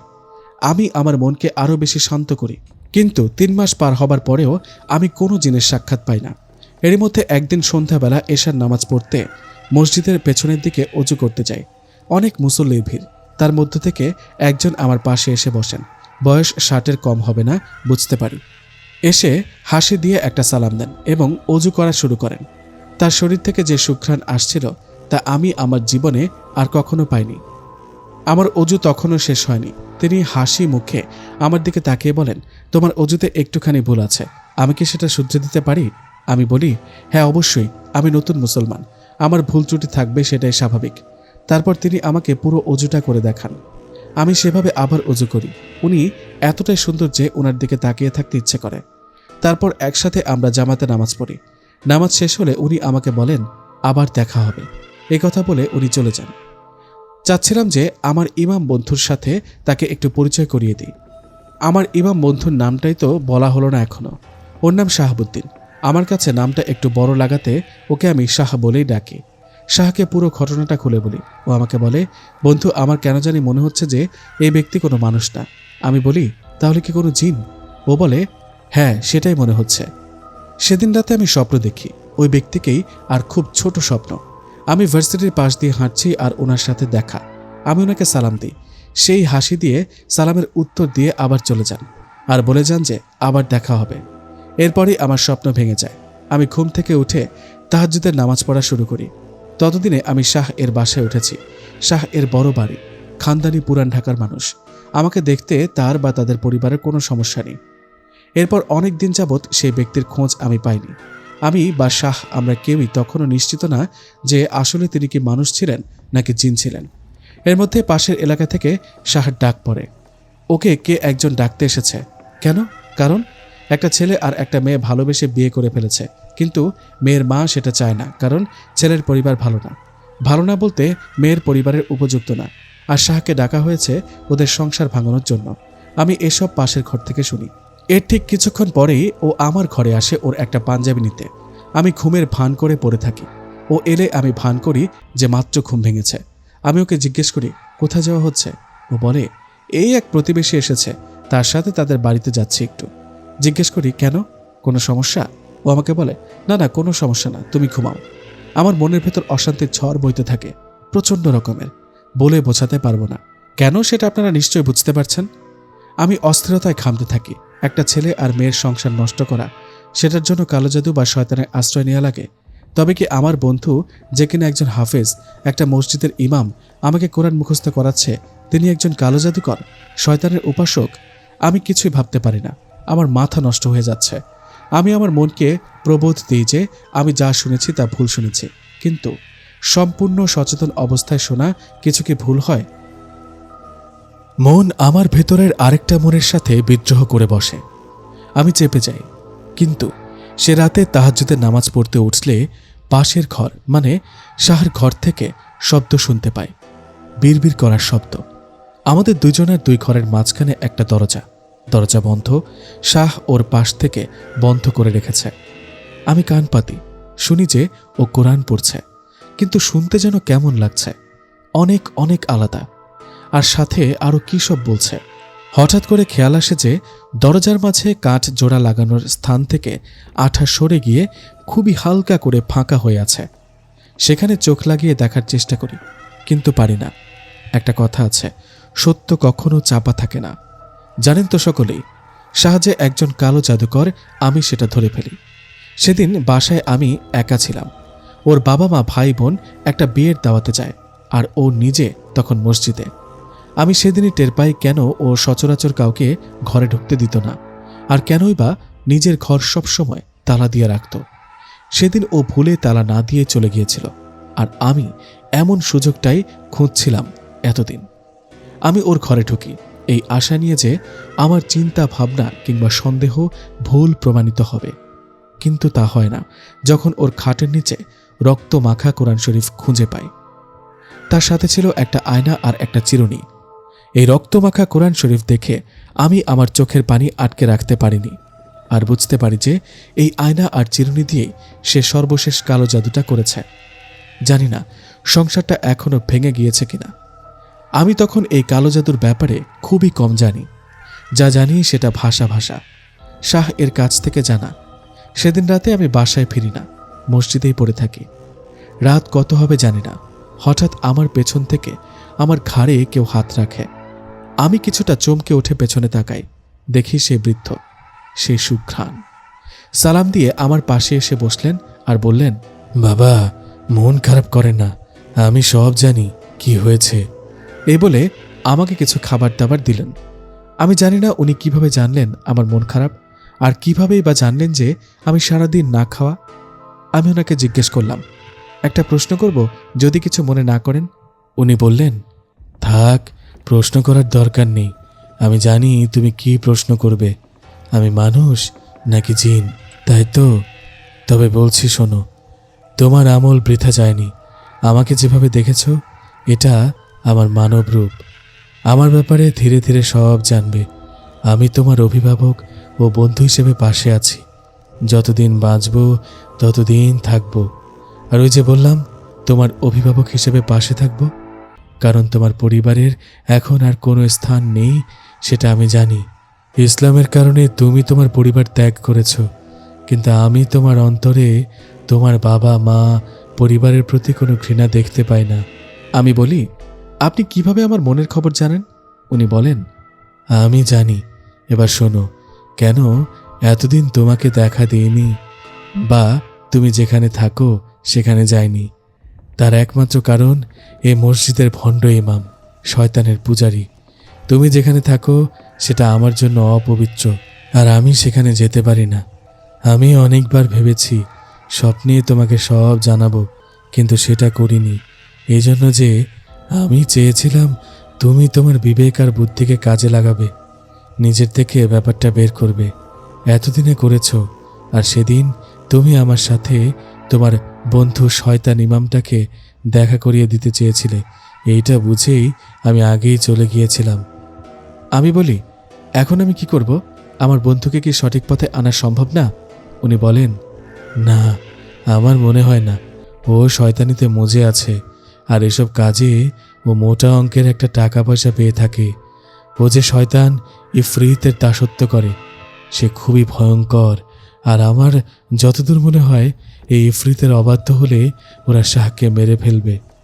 আমি শুনে খুবই অবাক হয়ে যাই, আমার খারাপ লাগে এসব শুনে। আমি ওনাকে জিজ্ঞেস করি, উনি শাহকে কোনোভাবে বাঁচাতে পারবেন কিনা? উনি বলেন, উনি চেষ্টা করেছেন অনেক, কিন্তু পারেননি।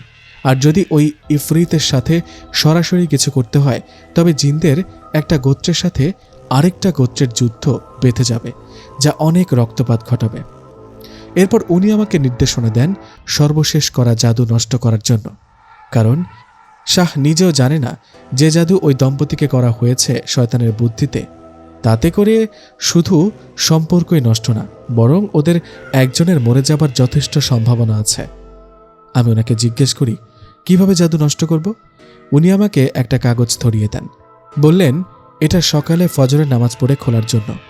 এখানে সব বলা আছে। আমার এখন যেতে হবে, আগামীকাল তোমার সাথে এখানে আবার দেখা হবে। আমি জিনের নির্দেশনা অনুযায়ী কাজ করি। ফজরের নামাজ পড়ে ওটা খুলি। সেখানে নির্দেশনা ছিল এমন, প্রথম কাজ হবে আয়না আর চিরুনিকে একসাথে বাঁধা। সেটাকে সূরা আল ফুরকান একবার পড়ার পরে কেরোসিন দিয়ে পোড়াতে হবে, আর পোড়ানোর সময় সূরা ফালাক পড়তে থাকতে হবে, পুরে ভস্য না হওয়া পর্যন্ত। এরপরে ওর কালো জাদু করার মূল অস্ত্র ধ্বংস করে দিতে হবে। শাহর কালো জাদু করার মূল অস্ত্র ওই কোরআন শরীফ, যেটা কিনা খরগোশের মাসিক দিয়ে জাদু করা। এর মাধ্যমেই সে শয়তানকে নিজের বশে এনেছিল, কিন্তু সে নিজেও জানে না যে শয়তানের ফাঁদে পড়েছে। যাই হোক, আমি তো আর জানি না কিভাবে জাদু করা হয়েছিল, কিন্তু পরে সেটা জানতে পারি।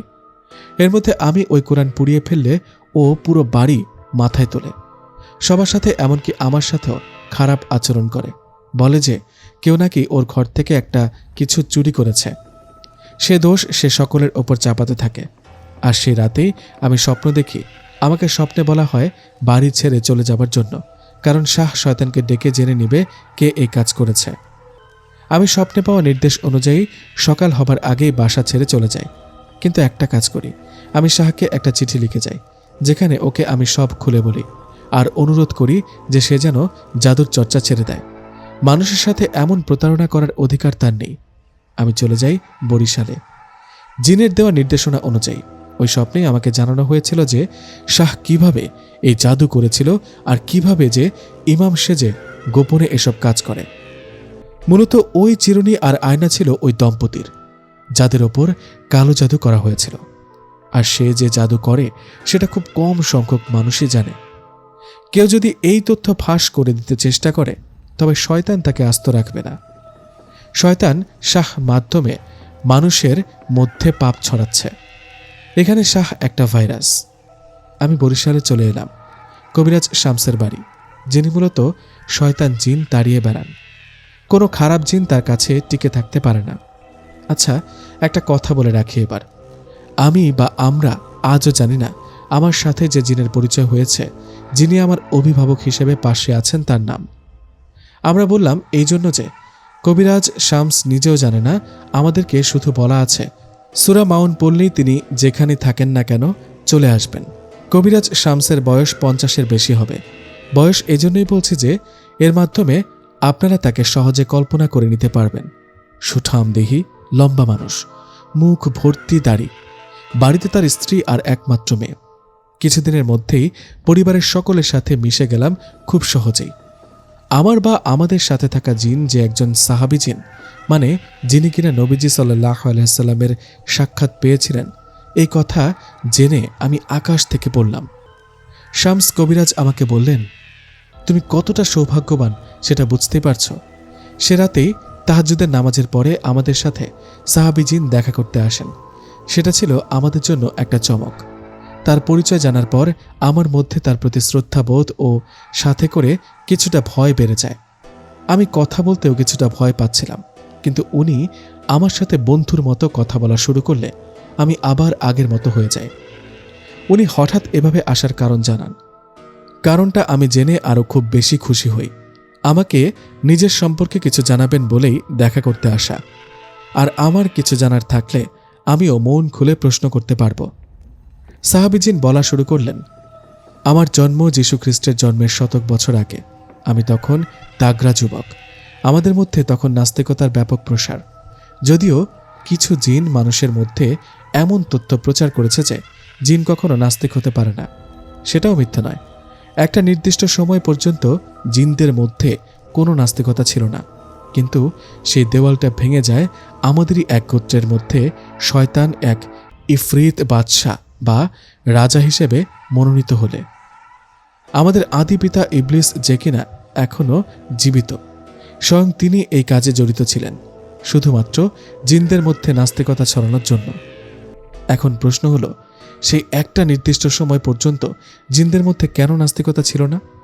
কারণ জিনদের কাছে যে হাজার কোটি বছরের পুরনো ইতিহাস সংগৃহীত আছে, তা দেখলে বা জানলে জন্মের পর কোনো জিন সৃষ্টিকর্তাকে অবিশ্বাস করতে পারবে না। কিন্তু শয়তান ইবলিস সেটাকে সেভাবে থাকতে দেয় না। আমাদের পূর্বপুরুষদের মধ্যে তখন বিশাল একটা যুদ্ধ হয়, যেখানে সেসব ইতিহাস প্রমাণাদি ধ্বংস করে ফেলে শয়তান ইবলিস ও তার বিশাল বাহিনী। কিন্তু কেউ সেক্ষেত্রে তাকে সরাসরি দোষারোপ করতে পারবে না, কারণ সেটা সে যুদ্ধের অংশ বলেই চালিয়ে দিয়েছে। দোষ থাকলে ভালো মন্দ উভয় জিনেরই আছে। পরবর্তীতে আরও জানা যায় যে তার ওসব ধ্বংস করার পেছনে আরও একটা অসৎ উদ্দেশ্য ছিল। সেটা হলো, ওসব ধ্বংস করা গেলে সে যে শয়তান ইবলিস ও আল্লাহ কর্তৃক অভিশাপপ্রাপ্ত, সেটার নিশানাও চিহ্নিত হয়ে যাবে। কিন্তু কতদিন? এর ঠিক কয়েক শত বছর পরেই আগমন ঘটে ঈসা আলাইহিসসালামের। সুতরাং গুটি গেল পাল্টে। নাস্তিক জিনদের মধ্যে আবার আল্লাহর প্রতি বিশ্বাস ফিরে আসা শুরু করল। কিন্তু শয়তানের প্রতি সবচেয়ে বড় আঘাতটা ছিল মহানবী হযরত মুহাম্মদ সাল্লাল্লাহু আলাইহি ওয়াসাল্লামের আগমন।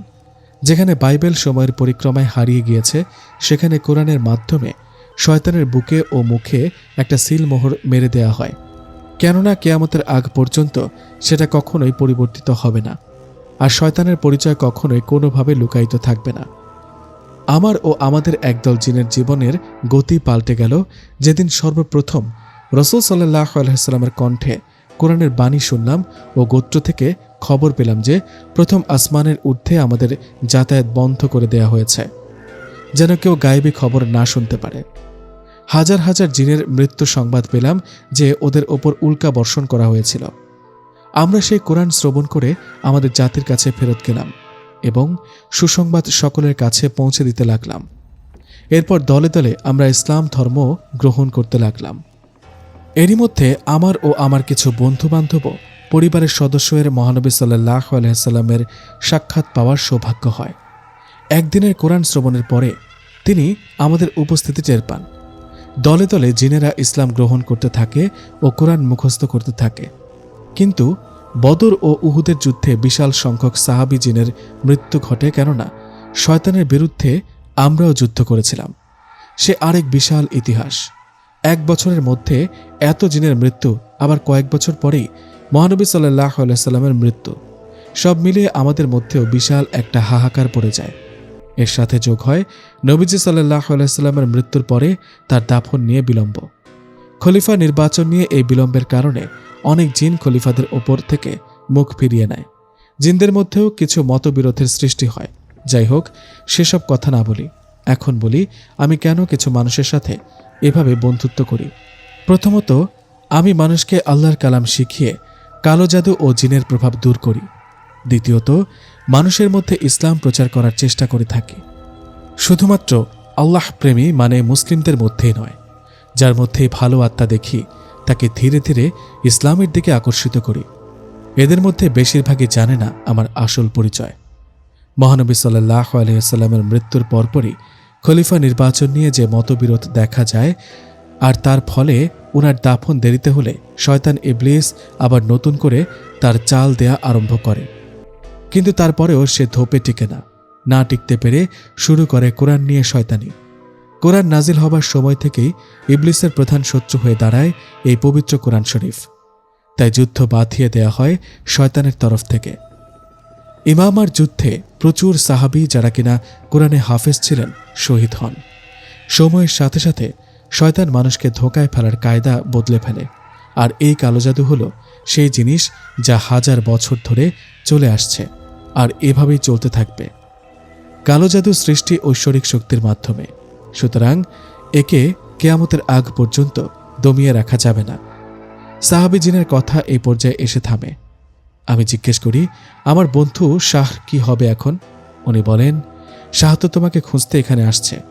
সে এরই মধ্যে শয়তানের কাছ থেকে জেনে নিয়েছে যে তুমি ওর এত বড় সর্বনাশটা করেছ। বাকিটা শামস তোমাকে সাহায্য করবে। তবে সে এখানে দুপুর নাগাদ পৌঁছে যাবে, সুতরাং প্রস্তুত থেকো। আর শাহ কখনো ভালো হবে না বলেই মনে হয়, তাই ওকে নিয়ে চিন্তা বাদ দাও।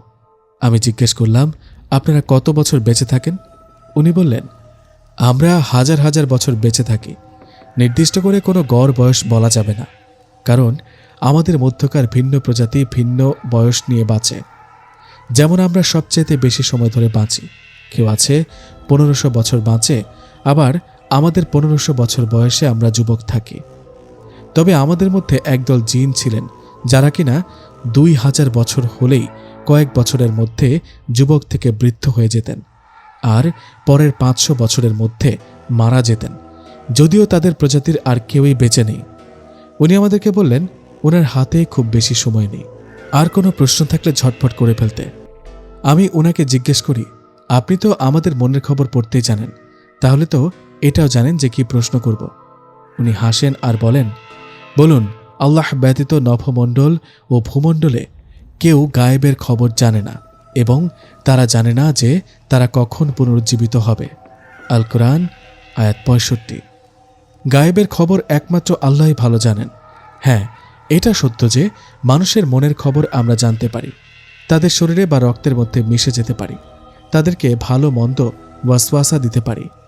কিন্তু কেবলমাত্র যখন তারা কোনো কিছু কামনা করে, ঠিক সেই মুহূর্তে মনের ভেতরে সব খবর পাওয়াটা আমাদের জন্য কষ্টকর কিন্তু অসম্ভব কিছুও না। কষ্টকর কেন? তার উত্তর হলো, মানুষের মস্তিষ্ক অনেক জটিল, সেখানে প্রবেশ করাটা কষ্টকর হবে স্বাভাবিক।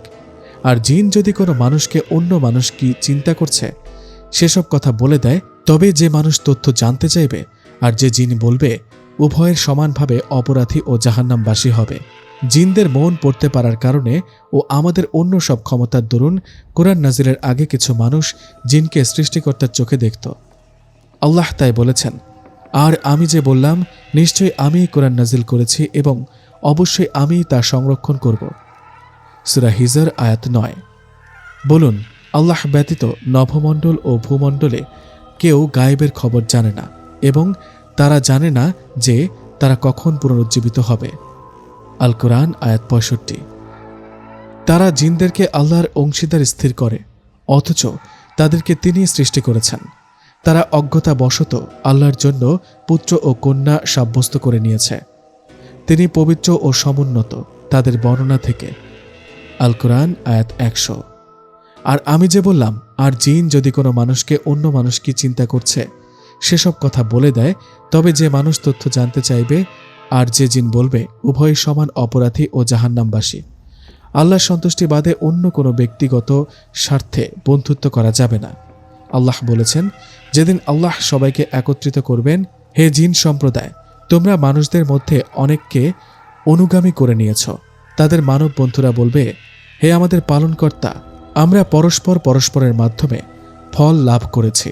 আপনি আমাদের জন্য যে সময় নির্ধারণ করেছিলেন আমরা তাতে উপনীত হয়েছি।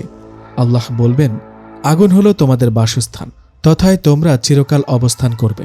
কিন্তু যখন চাইবেন আল্লাহ, নিশ্চয়ই আপনার পালনকর্তা প্রজ্ঞাময়, মহাজ্ঞানী। আল কোরআন। এসবের পরে সাহাবীজিন বলেন, তাকে যেতে হবে। আমি ওনাকে শেষ প্রশ্নটা করতে চাইলে বললেন, তোমার উত্তর বলছি, আমাদের মধ্যেও নবী রাসূল এসেছেন ঠিক তোমাদের মতোই, তবে সেটা কয়েক হাজার বছর আগে, হযরত ঈসা আলাইহিস সালামের জন্মের আগে। এই কারণেই আমাদের মধ্যে এত বিভক্ত ছিল। আল্লাহ বলেছেন কোরআনে, জিন ও মানব সম্প্রদায়, তোমাদের কাছে কি তোমাদের মধ্য থেকে পয়গম্বরগণ আগমন করেনি, যারা তোমাদেরকে আমার বিধানাবলী বর্ণনা করতেন এবং তোমাদেরকে আজকের এই দিনের সাক্ষাতের ভীতি প্রদর্শন করতেন?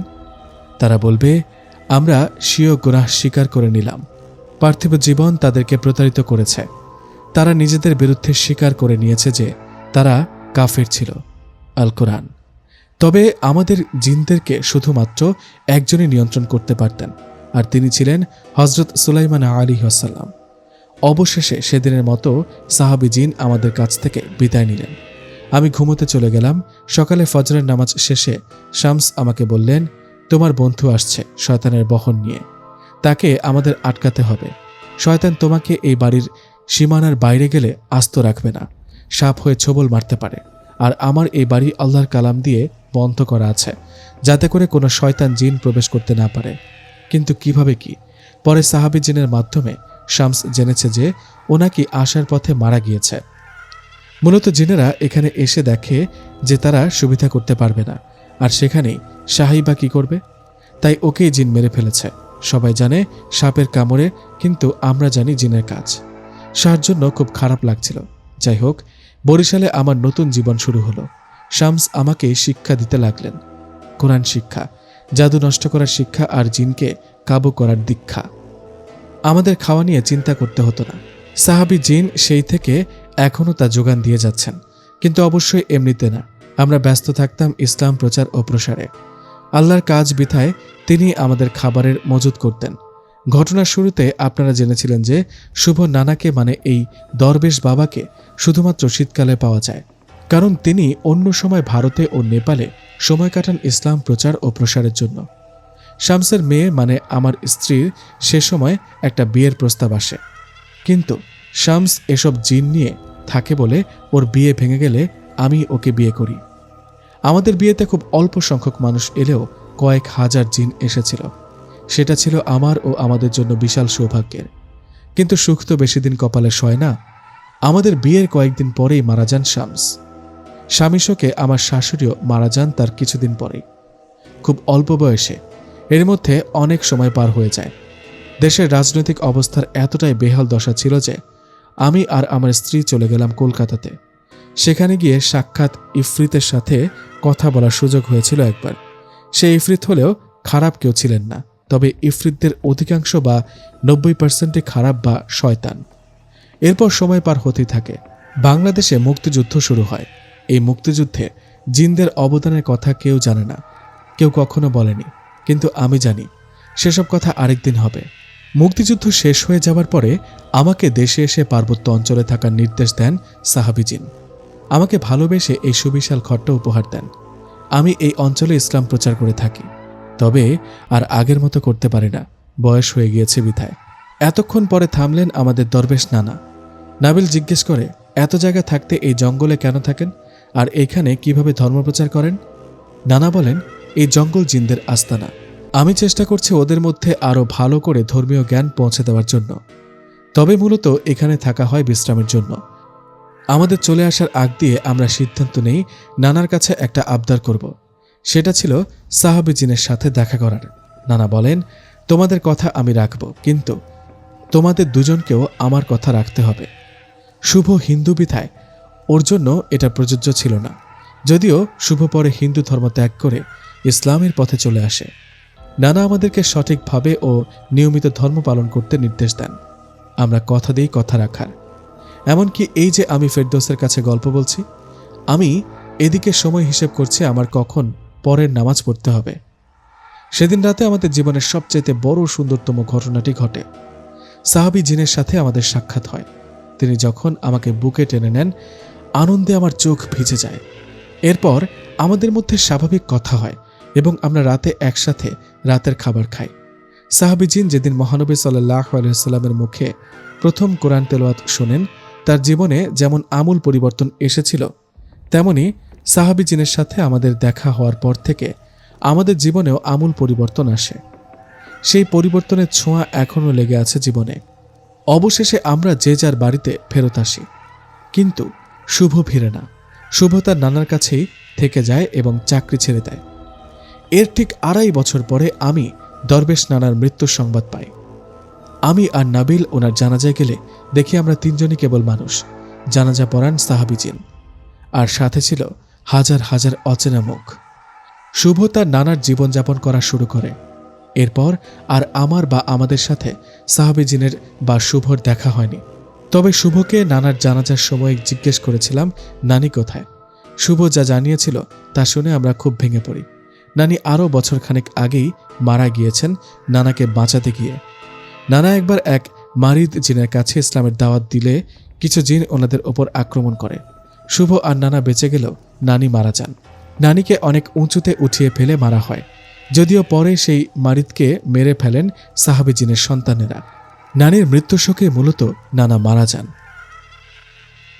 সম্মানিত ভিউয়ার্স, আপনি যদি আমার চ্যানেলের নতুন দর্শক হয়ে থাকেন তাহলে প্লিজ সাবস্ক্রাইব করবেন আলোকিত ইসলামিক টিভি। আর যদি অলরেডি সাবস্ক্রাইব করে থাকেন তাহলে আপনাকে ধন্যবাদ। জিন সম্পর্কে এই গল্পটি কেমন লেগেছে কমেন্ট করে জানাবেন আপনার মূল্যবান মতামত। সেই সাথে লাইক এবং শেয়ার করতে ভুলবেন না। আজ এ পর্যন্তই।